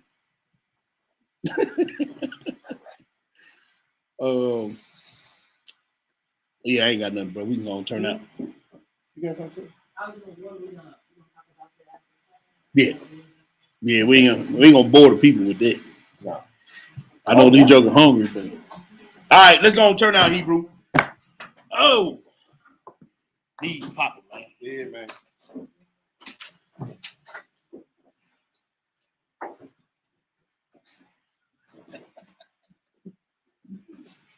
Go ahead. Let us hear the conclusion of the whole matter. Fear Yah and keep his commandments. For this is the whole duty of man. For Yah shall bring every work into judgment, every secret thing, whether it be good or whether it be evil. Our Father, which art in heaven, holy be thy name. Hallowed be thy name. Thy kingdom come. Thy kingdom come. Thy will be done. Thy will be done in earth as it is in heaven. As it is in heaven. Give us this day. Give us this day our daily bread. Our daily bread. And forgive us our debts. And forgive us our debts. As we forgive our debtors. As we forgive our debtors. And lead us not. Into temptation.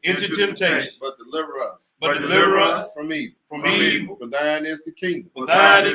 And the power. And the glory. Forever. Amen. Hallelujah. Praise the mighty Yah. All right, family online. We appreciate y'all. TJ, I see you still out there clowning, man. It's about a 4-hour lesson. Hey, but we'll holler at y'all. Y'all enjoy the rest of y'all Shabbat. Shalom.